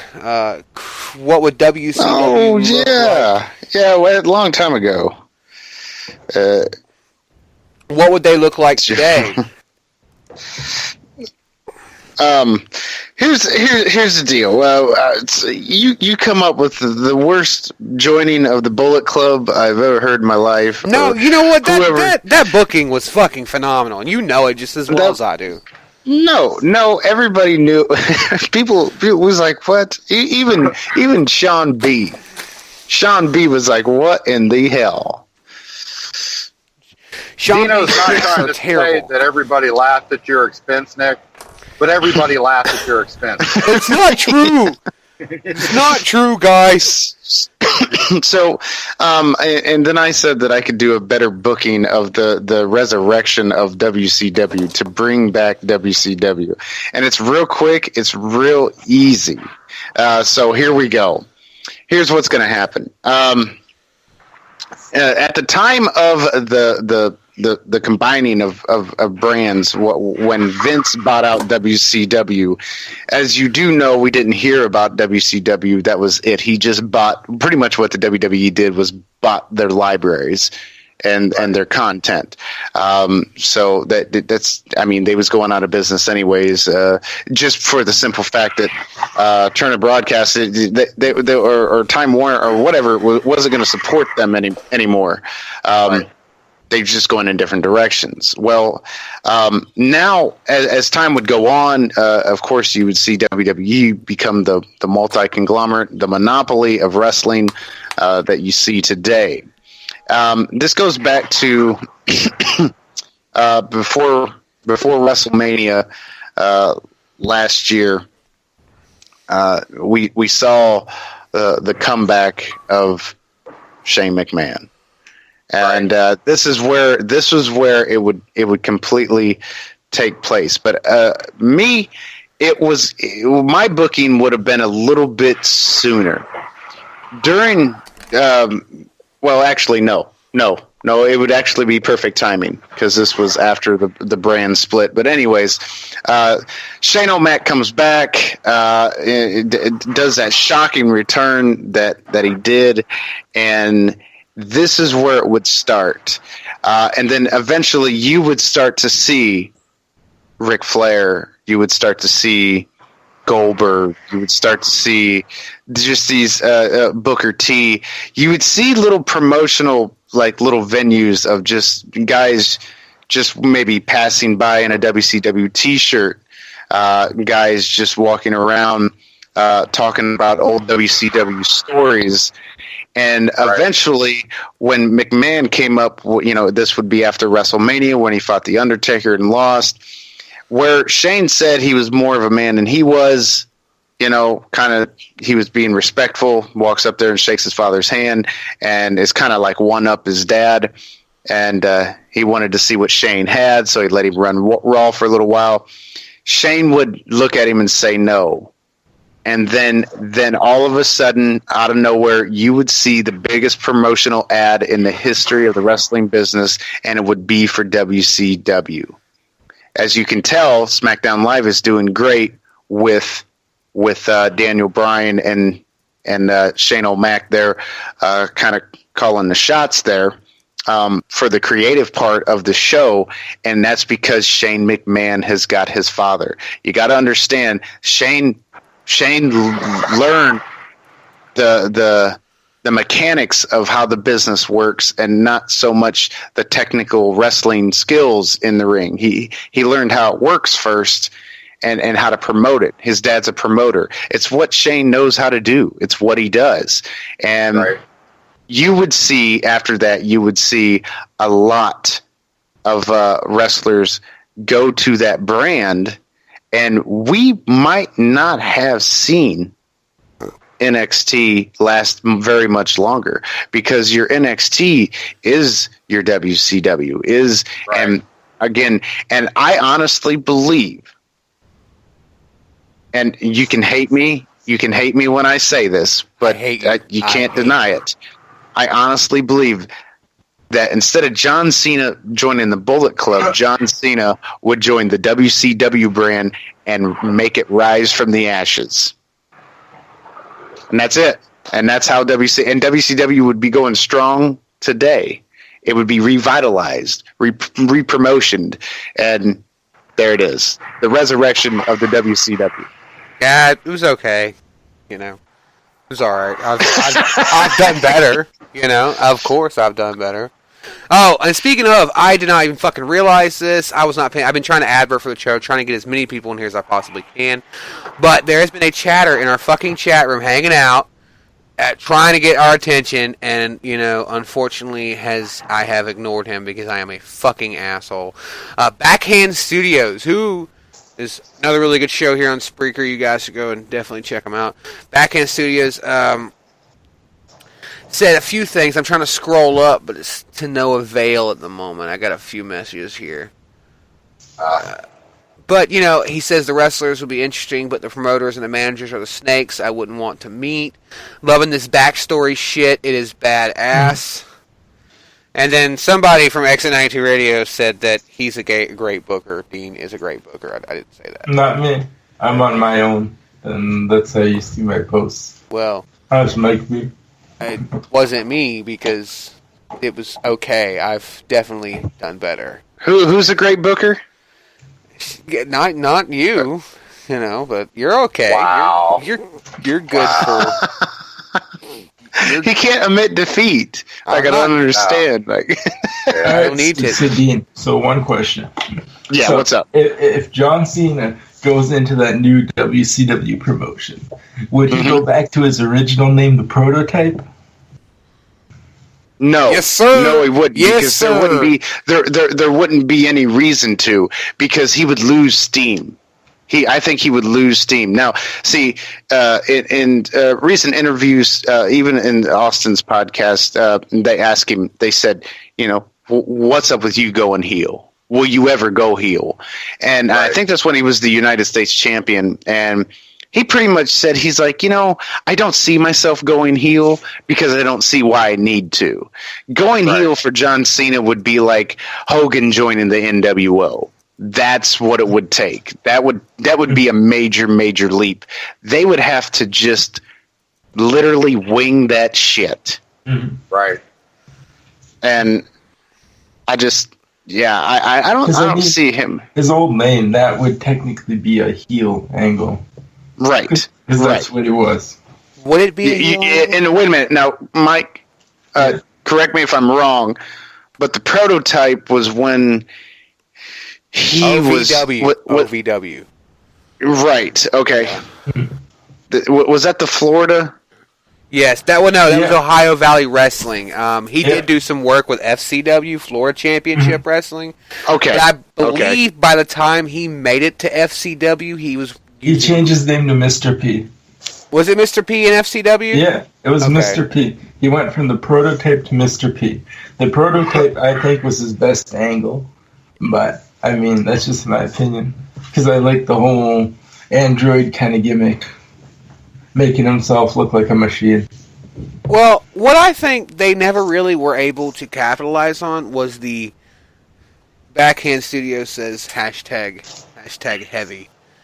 What I think one of the biggest things they couldn't capitalize on was the rivalry Batista and fucking Mr. P, aka John Cena, had in OVW and FCW. They never really capitalized on that, because from what I gather, it was legendary. Like, they had some really good stuff, and they don't have it on film because, who fucking cares about FCW? I mean, until they turned into NXT. So, And by the way, they just use it as a place to fall back on, just to grab wrestlers from. And Batista's name back then was the Levisian, if anybody didn't know. Mm. Yep, the Levisian. You guys go ahead and talk. I got to make a phone call, so I got to hop off here. Right, okay, boss. Good. We'll talk to you later.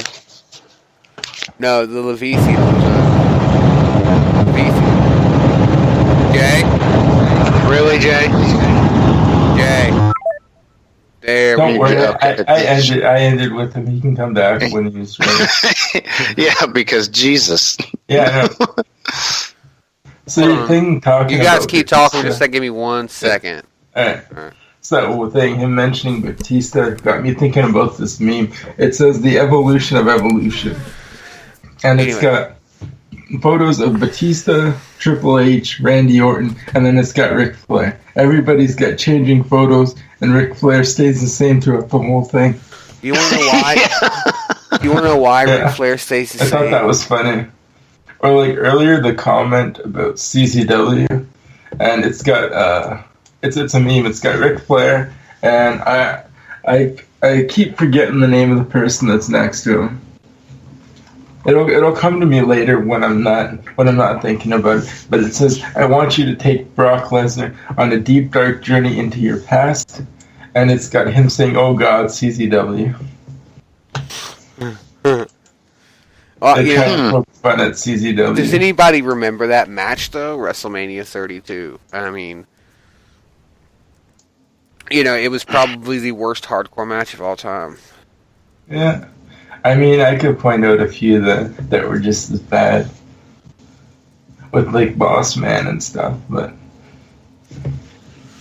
I'll never forget when I met. No, it wasn't the Big Boss Man. Did you sell him I'll never forget. I was at a McDonald's. I was working at McDonald's, and Kane actually came through the drive-through, and I didn't actually get to see Kane. I didn't get to say anything to Kane, but I do remember somebody on the microphone in the drive-through asking what a price was, and I literally said, I wasn't in front of the menu, and I shit you not, this is no bullshit. I said, shit. I go, I don't really know how much. I think it was a McFlurry, and I said, hell. I go, I don't know. Dude comes through the drive-through. It's Kane, but he's not in his gear. It's Kane, and says, I'll just take my business elsewhere. And I didn't get to throw the cheeseburger at him because he took off, and that's the day I quit my job. And that's the day I quit my job. You know why he quit his job? Kane, you made this poor boy quit his job. You're a fucking dick. Glenn. I read that book about him. It wasn't that interesting. What is this? A few seconds ago, Backhand Studio says, what do you think on wrestlers that have gone and done other things like movies and talk shows? That's actually a good point. The wrestling business is not guaranteed anything. You're not even guaranteed life insurance except for a contract. That's it. That's all you're guaranteed is a set amount of money. And I think if wrestlers have the opportunity to do things like movies and talk shows and stuff, it's more exposure because, who knows? Look at The Rock. What is it, like $64.5 million in 2016 that he made in movies? Incredible. Incredible actor last year. And then that Moana movie came out, and he was in that. He's got his own YouTube channel now. Right. Yeah. I think it's a great idea for wrestlers to kind of branch out and do other things. I think isn't there a wrestler that invested in? Well, I don't know if it was a basketball team or. No, it wasn't a basketball team. What the hell was it? But they find other things, other niches. Look at Diamond Dallas Page. Who would have fucking thought 35-year-old that broke out in WCW? At the time he was 35, when he was starting to make it big. Well, see, trained by Jake the Snake Roberts, doing the Diamond Cutter. Who would have thought that dude was going to do yoga and make? It's a good fucking program. Yeah. Like, I'm not kidding you. It's an actual good program. I'm thinking about buying it myself. I don't even do yoga. For weight loss. I thought about trying it because for all you people out there who don't know me, I'm sort of a little on the heftier side, if you know what I'm saying. I used to get bear claws as a kid, and they get lodged right in this area. But, regardless, I have thought about getting it for the weight loss thing because I've heard it's just really, it's really good. You know what I mean? Like, it's good for weight loss. It's good for, good for quit. I heard somebody quit smoking with it. I've thought about. Backhand Studios. I think it's a great idea. What do you guys think? Oh, I think it is too. I think that these guys who bust their asses for us like that and entertain for so long. Wrestling, something that I've heard commonly through all of the research I've been doing a lot here recently on wrestlers, past and present, is something that they don't make as much money as we think they do. Or at least the past ones didn't make that much money, and they're still dealing with the repercussions of that. Getting stuck Backhand Studios, I just want to let you know that I just now followed you, Dino Mac from the Mac Attack Show, just now followed you. I'm going to be checking out your, I like your questions, so I'm going to be checking out some of your material here on Spreaker.com. Since Backhand has been in the chat room tonight, and since, I've been, meaning to say it, I was going to wait. Backhand is actually supposed to be coming over to Exit 92 Radio to start doing a few shows for us. I checked his stuff out tonight. Yeah. We had a meeting. Behind the scenes guy, we had a closed door meeting, Exit 92 did. Rocky Balboa meeting. Yeah, Rocky Balboa meeting. And we've been trying to we were trying to revitalize Exit 92. I mean, we kind of had a shit last few months of 2016. I think everybody did, especially with Carrie Fisher dying. But, we kind of had a shit last few months of 2016. We're trying to put it back together. And the last night I was listening to, or earlier today actually, I think it was right before the show. I listened to another show last night, but I listened to some of this guy's show right before our show. And he cracked me up, and he had some really cool stuff. Nice little show back. I think it was beer. This is January episodes, part 2, beer 420 or some shit like that. It was just kind of funny. And he seems like a really cool guy. So I've been talking to him, and as far as I know, he's good to do it. And we're gonna have him over here to do a show once a week. And we'll get some new DJs over here, some new viewers, and build 92 a little bit more. Because we had a good first year, guys.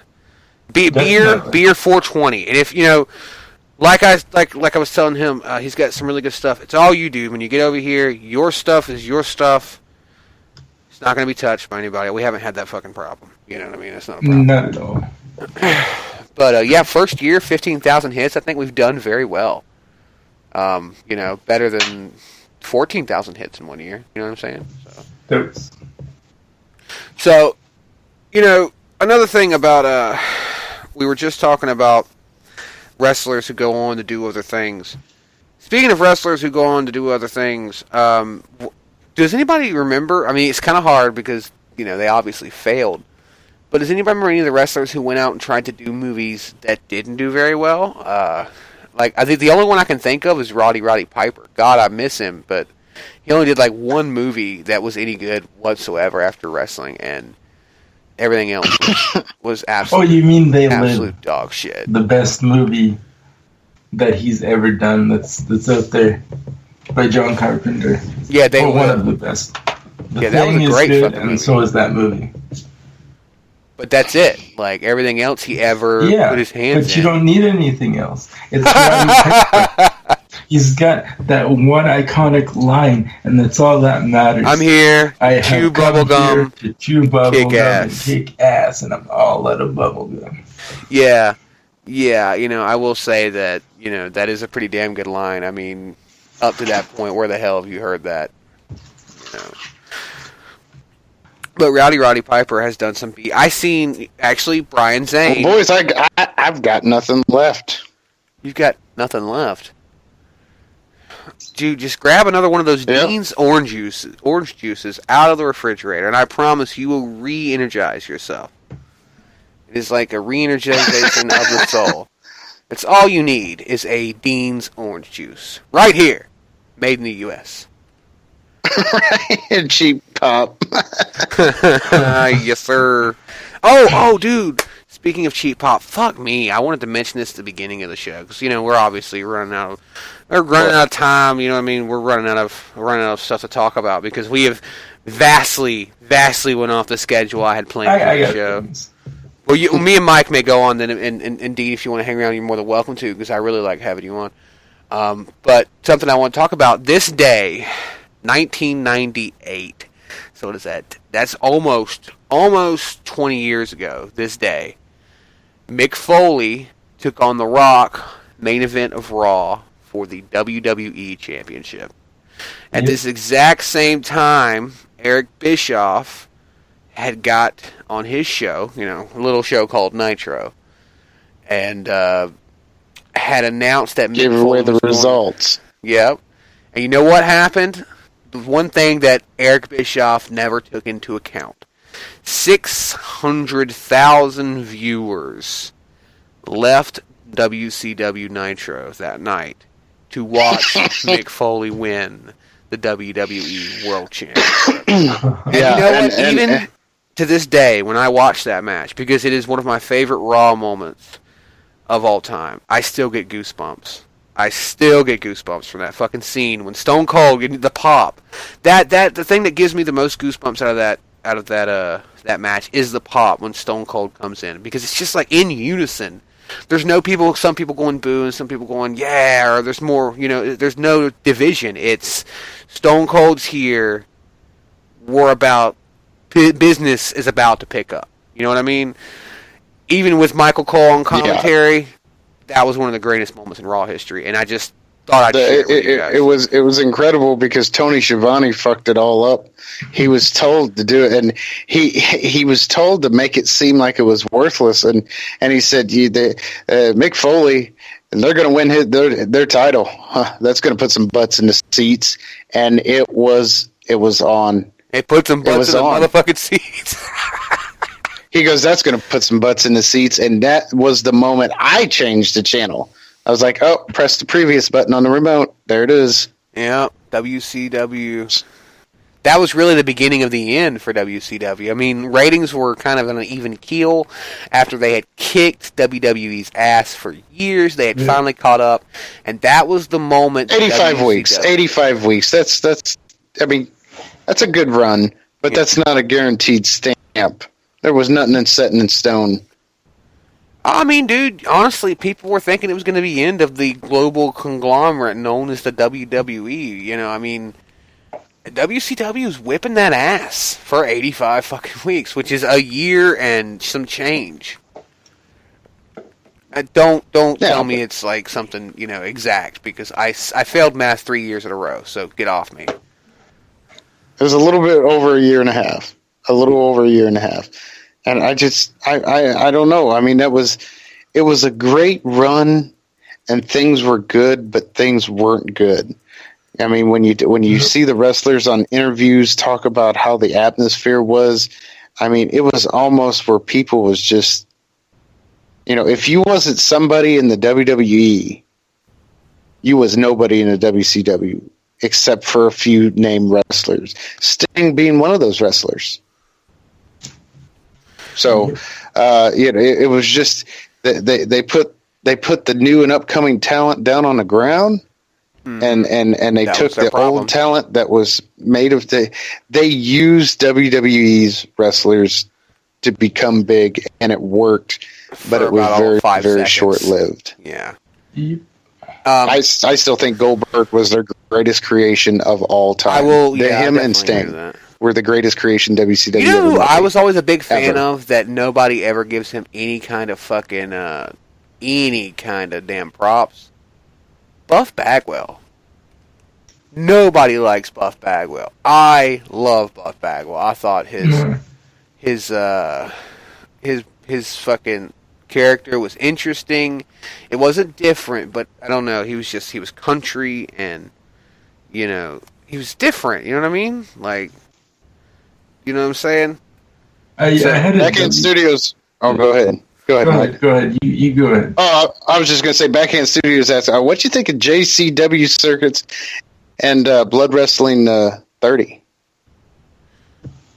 You want to go first, Dean? Because I can go on about some blood wrestling. I don't know anything about it. I'm not really. Okay. Again, you guys go ahead, guys. I've Jason, both gulps. What? Both gulps. Jason is in the chat boards and he's going off. I don't know, but guys, I'm Dino Mac. I'm going to be heading out here. Got to work like everybody else does in the world. I want to appreciate you guys having me on. It's always fun being here. And when I leave, if you could, talk a little bit about Raw going from 2 hours to 3 hours, because I'll listen to it on my way to work. And I want to hear your guys' opinion about that. Do you think it should be 2 hours, or do you think it needs to stay 3? Let us know here on Exit 92 Radio. Guys, Big Bad Boo Bear, Mellow Mike Tenay, thanks for having me. Big J, I'm out, guys. Bye, buddy. Take care, later, man. guys. Good one. Hey, Dino. You still there? What's up? Hey, yep, I'm here. Well, you're leaving. I'll talk to you about it later on. It is important, though. I might just wait till our next meeting. Cool. You take care. All right. Peace. That was Dino. Don't call me Shano, the man for your promo. Back. That guy is. He's like a blood brother. I mean, there is nobody better. He is not a good guy, not a bad guy. He's just the guy. You know what I'm saying? That's him. But okay, so back to the blood wrestling question from Backhand Studios.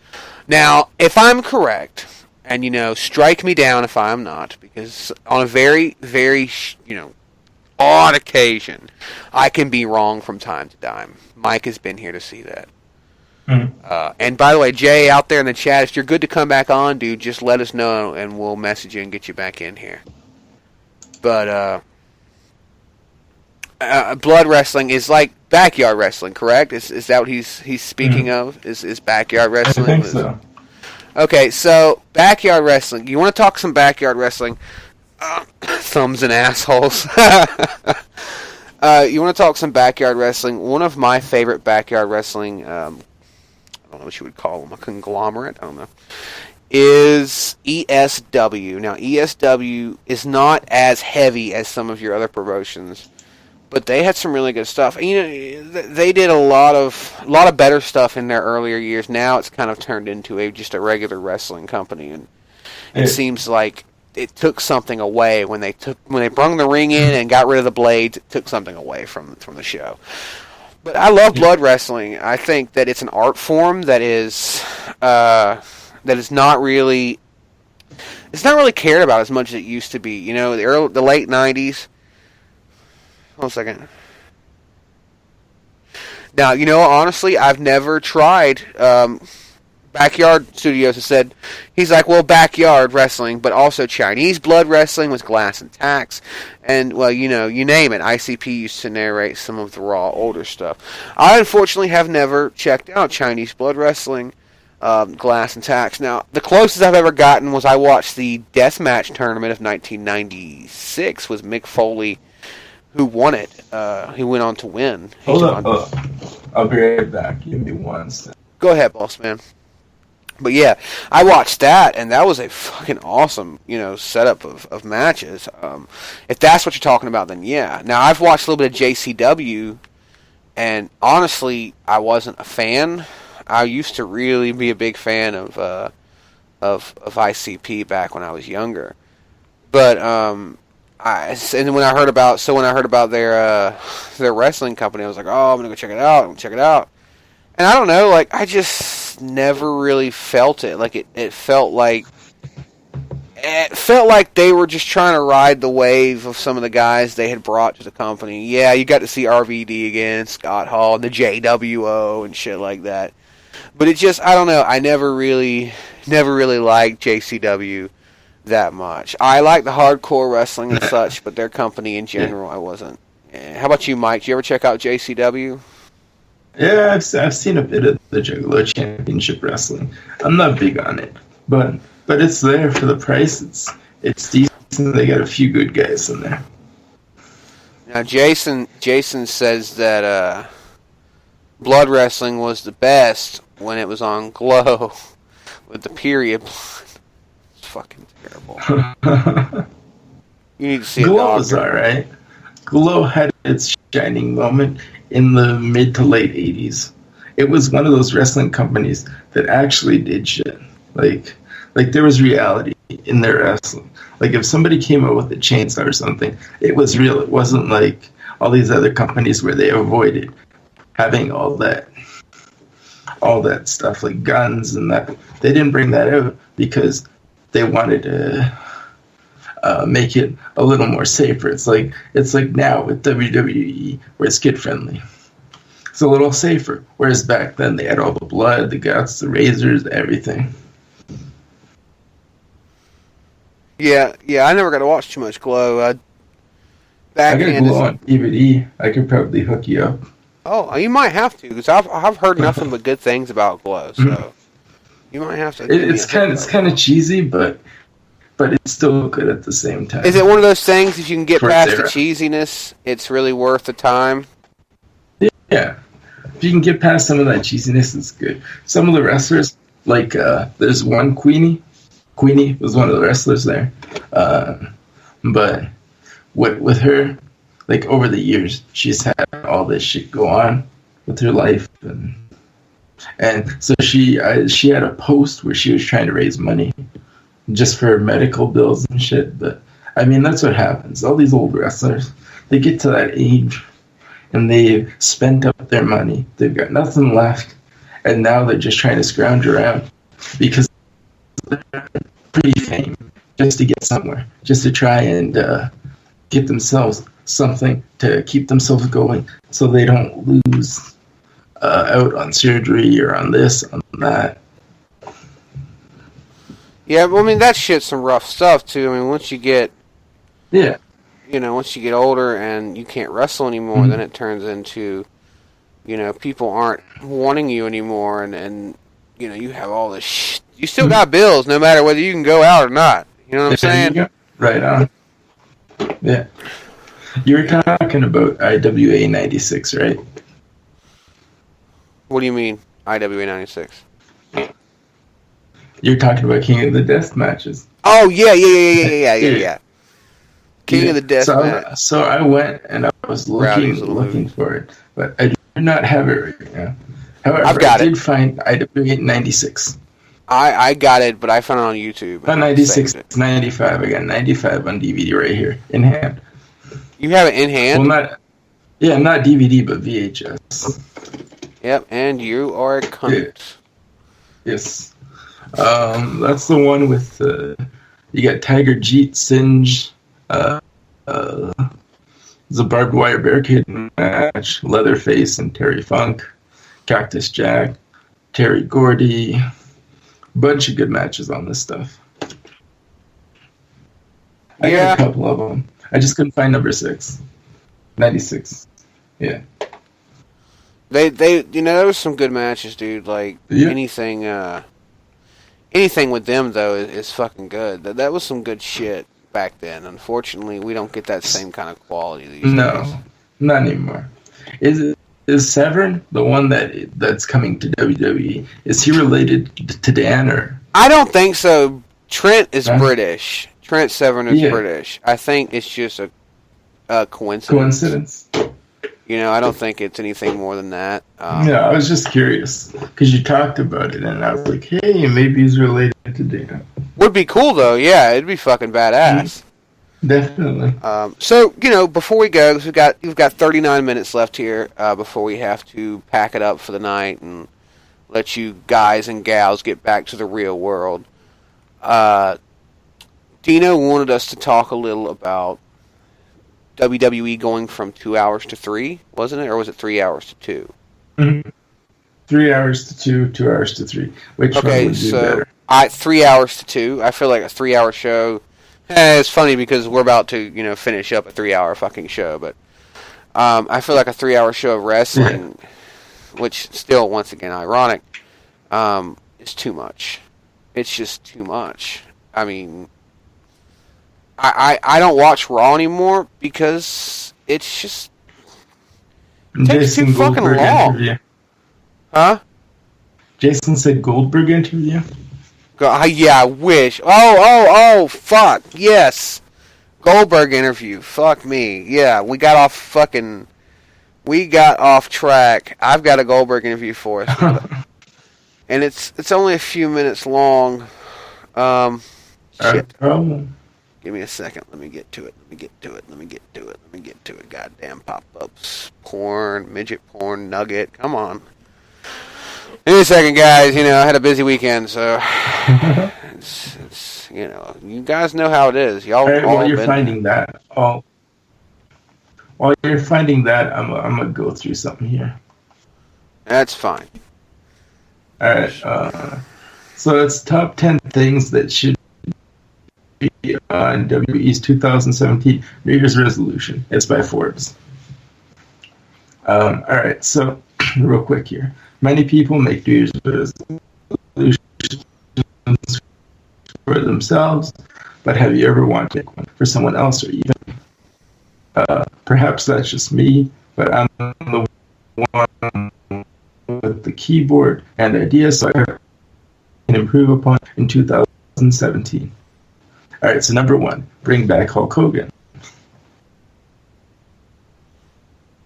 Your thoughts on that? Bring back Hulk Hogan? Yeah. No, don't ever bring back Hulk Hogan. Fuck that guy. No, I'm kidding. Yeah, I would love to see Hogan come back. I think it would be really cool to see him back. Backhand Studio says 2 to 3 hours is not bad, and 2 hours is easier. I agree. Before we move on to the interview and before we finish up your list, I wanted to get your opinion on that, Mike, because I think that 3 hours is way too much. And 2 hours is enough. I just feel like 3 hours just you take up so much damn time just wanting to see the main event. It's what you want to see. It's what you're here for, is to see the main event. And it feels like they take up just too much fucking time getting there. 3 hours is, Jesus Christ, it's just fucking, hey, 3 hours of my life is gone. You know what I'm saying? Mm-hmm. What a great response. What a just... I mean, not even like an actual word. There we go. Some wordage. I'm loving that wordage. What do you think? I mean, what do you think, though, for real? All right, so for me, I think that 2 hours is good enough. They don't need 3. If they want 3, they can keep 3, but they'd have to find something to put in those 3 hours to keep them glued to the TV for that time. And you can't just have it. You can't just sit there and just throw it out there and be all like, oh, do this. I'm going to put a 3-hour show together, put all these matches out, and then just shove in a whole bunch of talking and crap afterwards, or like in the middle of everything, just to keep that 3 hours going. It's not worth it. Because by the time you go through all that, and you're putting in all that time and effort into the show for those 3 hours, you're losing people because it's taken too long. Because people want it straight to the point. They want to have the show, they want to watch it, and they want to get it over with and look forward to the next one. And to drag it out for 3 hours is just, Backhand is in the studio, or the chat room, saying that he used to do 5-hour shows, and the time is faded on those big shows, though, because since 2010 he used to do 30 minutes and 5 hours. More listeners. We had more listeners when we did 30-minute shows. That may be true. Right. Yeah, that definitely may be true. I used to do, and I do like 1 or 2 45-minute shows, maybe 3, and people would stick around because, you're going to do another one? You're going to do another one? And then afterwards I figured, well, let's subscribe. Let's do 2-hour shows or 3 hours. And it didn't work out. It didn't pan out as much. And then I had where I was doing shows late at night, and I was like getting really, really tired. So I'd pass out during like the end of the show or close to the end, and there'd be like this big gap.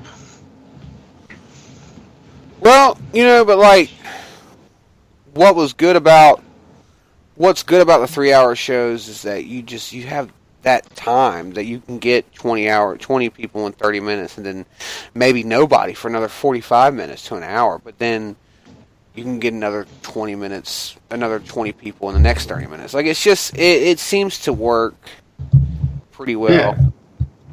I like the 2-hour package, 3-hour package myself. I'm a big fan of it.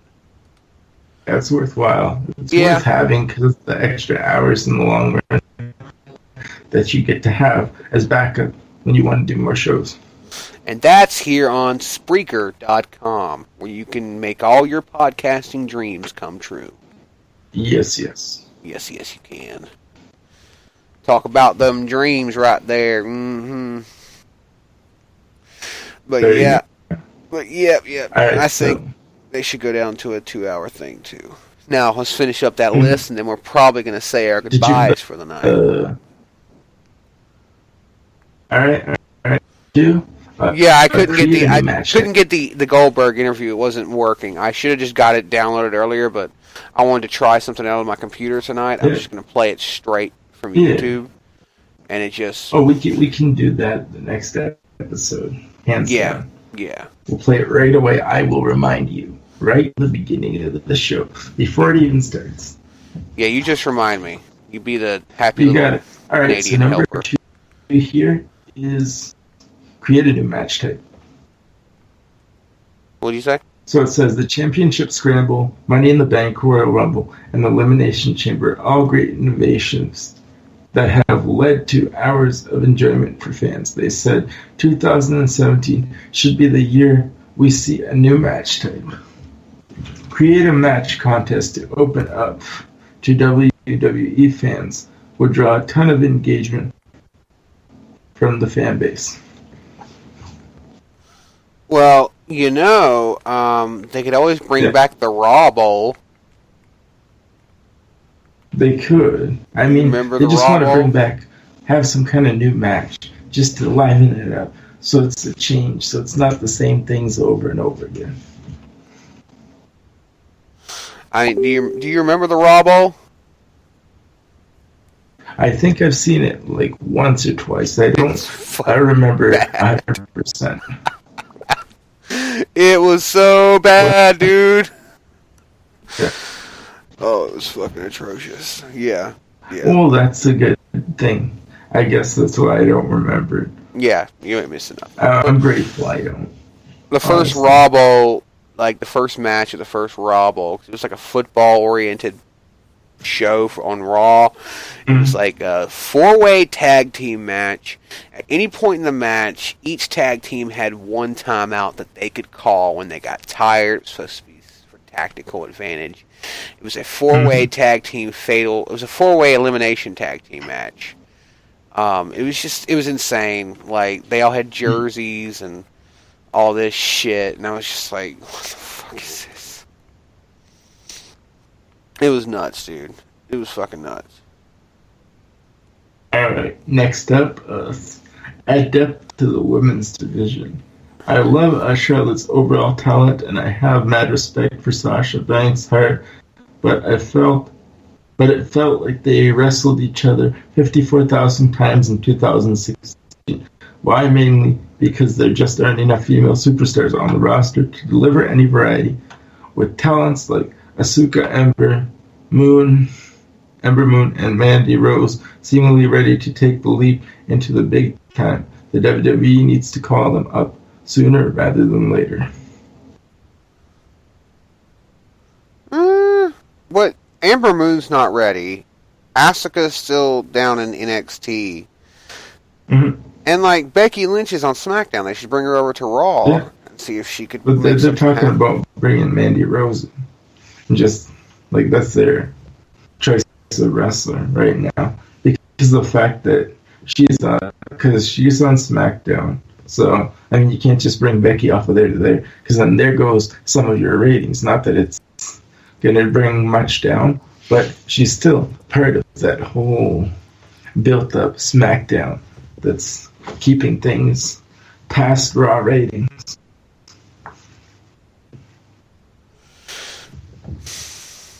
Ratings.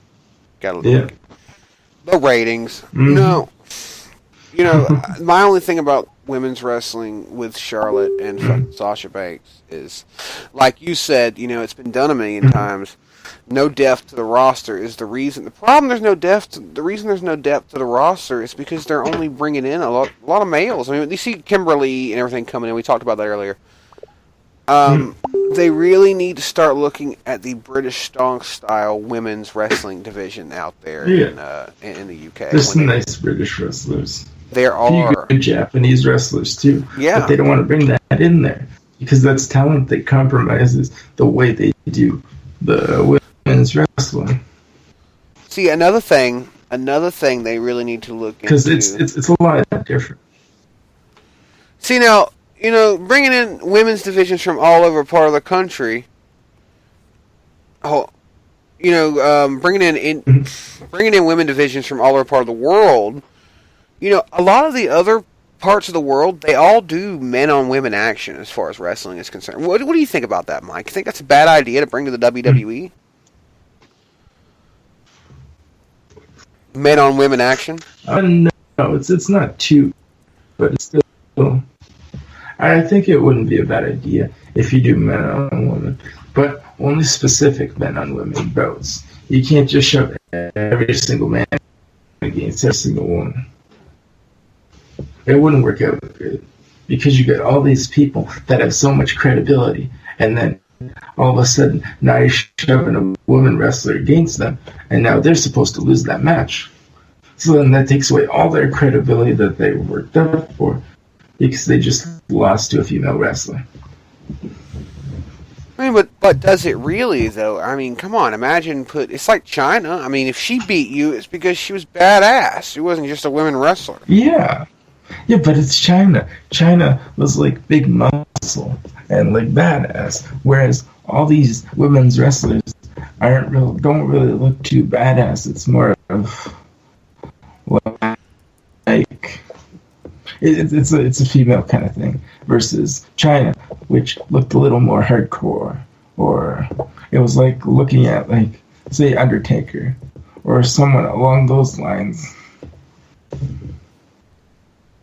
Can you imagine? Can you imagine WrestleMania 34 coming down the aisle? The Phenom, The Undertaker, and his opponent coming down to the ring weighing a whopping 115 pounds, Mickey James. No, I couldn't picture that. And then Mickey James tombstones The Undertaker. It would be murder. Undertaker would just like crush her. Even though he can't really do much at his age right now. Yeah. All right. Next up here. Establish a 6-man tag team tournament. Dude, that needs to happen. That needs to happen. Oh, I'd be in love with that. Yeah, I mean, ROH has that. Why doesn't WWE pick up I think on the it? Awesome. triples tag team championships need to fucking happen. You know what needs to happen even more than that? What? Number 5 on the list. The King of the Ring has to come back. Didn't the King of the Ring come back last? Don't they do a King of the Ring every year now? They've been going for like 3 years? No. They didn't do it last year? It's been held 4 times since 2006 and not since 2015. You know, Vince has such a problem with that. I don't know why, but from what I gather, he just doesn't like the King of the Ring tournament. See, it ran from 85 to 89. Then there was no tournament in 90 or 92, but it picked up again in 93 to 2002. Then they cut it off, and it was held 4 times since 2006, and then once in 2015. They need to pick up, okay, once a year, do a King of the Ring. And that way it gives both rosters a chance to go at it. It's almost like having a Survivor Series, but it's not a roster battle between SmackDown or Raw. It's a battle of the wrestlers. Who is the King of the Ring?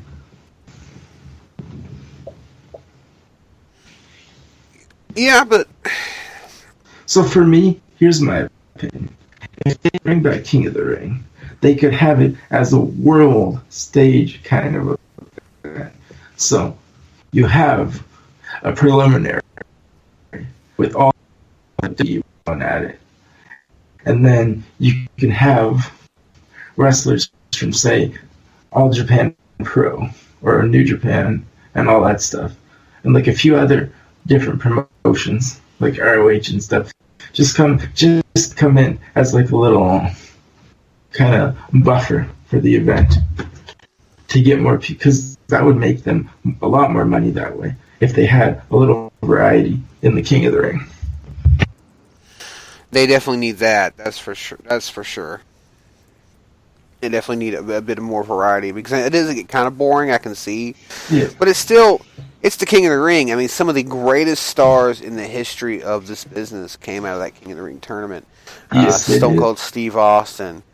I believe, didn't Jerry the King Lawler win it once, or got close to winning it at least? I don't know.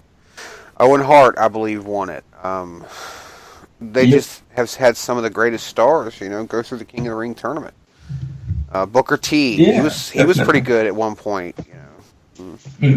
I feel like it's sort of like what the Andre the Giant Battle Memorial is. It's like that guy they're going to try and push in the next 2 years. They're really going to get behind that one guy. Definitely. And they're trying to signify that. I just feel like the Andre the Giant Battle Memorial is a good way to signify, but King of the Ring is better. I mean, all those matches leading to the end, this guy taking on an entire tournament. So it's like every single matchup. So you don't have to just have one show. You can have like 2 or 3 shows. split it into like a couple hours each show, or make the matches quick and just go through and do it all in one night with like 3 hours, 4 hours, depending on how long it takes. Yeah. I mean, it's some good stuff. It really is. Some of the great moments came from those. I mean, remember that year, I believe it was it was King of the Ring. It was King of the Ring where fucking The Rock beat, like, Big Boss Man in, like, fucking 15, 20 seconds, wasn't it? Like, came out of the corner, fucking rock bottom, pinned, 1, 2, 3, end the match. I thought that was fucking cool as shit. But, guys, is that the end of your list? Alright, we'll make this really, really fast. So, number 6, put the title on Bray Wyatt. Yep. Good idea. Good idea. Alright. Number 7 would be to send Enzo Amore to the Cruiserweight division. Bad idea. Really bad idea. Really? Bad idea. Bad fucking idea. They need to keep him on the main roster with the big dogs because he's a small guy. He's a big dog, lacking a little. Where he lacks in wrestling ability, he makes up with talking ability. Yeah. Enzo Amore could talk his way out of a fucking paper bag. He could talk the paper off of the bag to get out of it. I'm telling you, dude. If they put him in the Cruiserweights division, they are stifling the talent that he does have. You don't want him to wrestle? Put him in a speaking form. Put him as a manager for Big Cass because he would be hilarious. Can you imagine Big Cass coming out to the ring with Enzo, the scrappy little fucking chihuahua? Oh, Enzo would be a good like commentator. And then on the other side of the ring, it's Brock Lesnar and Paul Heyman. I mean, that'd be fucking awesome. I mean, I think it would be good, but at the same time, they want him to hone his wrestling skills a little more. So, by shoving him into the Cruiserweight, he has a chance of getting his skills up a little more before they bring him back into the main roster. Well, I think it's a bad idea, honestly. I still think it's a bad idea. Alright, number 8. Put SmackDown Tag Team titles on American Alpha. Yeah, they did that already. Yes, they did? Yes, they did. That was for 2017. Alright, number 9. Allow Dolph Ziggler to finally catch the Karen. What, the gold? Yeah, to finally catch the Karen. MITV cash in. You know what? Yeah, that's really good. They really do need to give Dolph a strap. They need to give him the strap for a little bit. Yeah, that would be nice. Like they would really prosper. I think not like. Don't give it to him forever. I mean, don't make him like a 1.5 year run with it. But if you do decide to do that, which it can be done, he's got to be heel. He can't do him face. Yeah. He's got to be a heel. And you could easily have Dean Ambrose or even AJ go up on him. That could be some good stuff. AJ and Dolph Ziggler could be really good. That could be some nice matchups. Oh, yeah. So, yeah. Jason says put him in a thong. Do it. We're going to do it. Put him in a thong. Fuck it. Alright, so number 1, aka number 10 on this list, which is something that we already talked about, we discussed heavily, is turn John Cena heel. You know what? I got this guy who works at my place of employment with me. And he swears up and down every fucking WrestleMania, Cena's going heel. Cena's going heel at WrestleMania. But this year, I kind of believe him. I don't think it's going to be WrestleMania. I think it's going to be the Rumble because of the way things have been going between him and AJ here of late. I really do believe that either they're going to do it at the Rumble or they're going to start the process at the Rumble. But, just like I told JP, who's a friend of mine who I work with, not JP Zammit, who's a loyal listener who tunes in all the time. What? I said, yeah, I got you.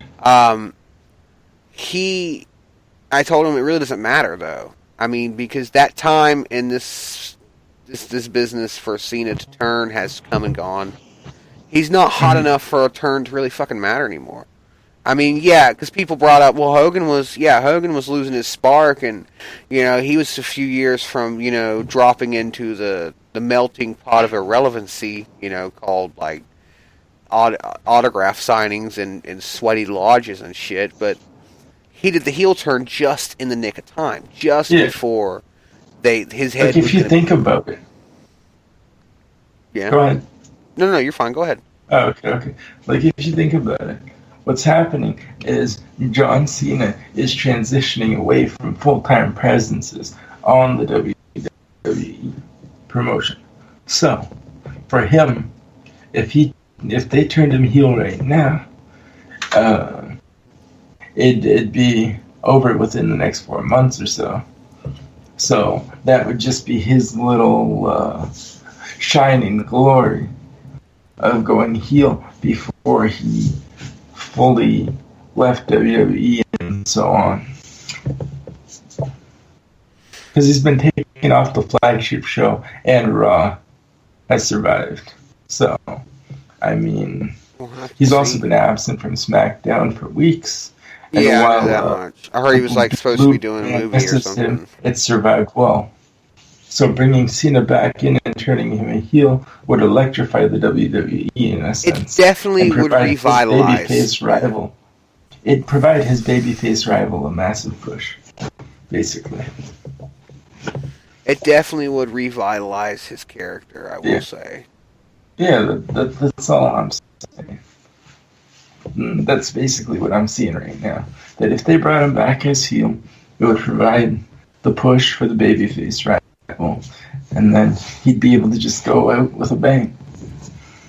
If he decided to do so, considering his absence with WWE recently and the past couple of months. I wonder what he's been working on. Have you heard I do not know. I haven't looked into it. I just haven't seen him. Here. Uno más. One moment, my good sir. I will hook you up with something. You're looking it up?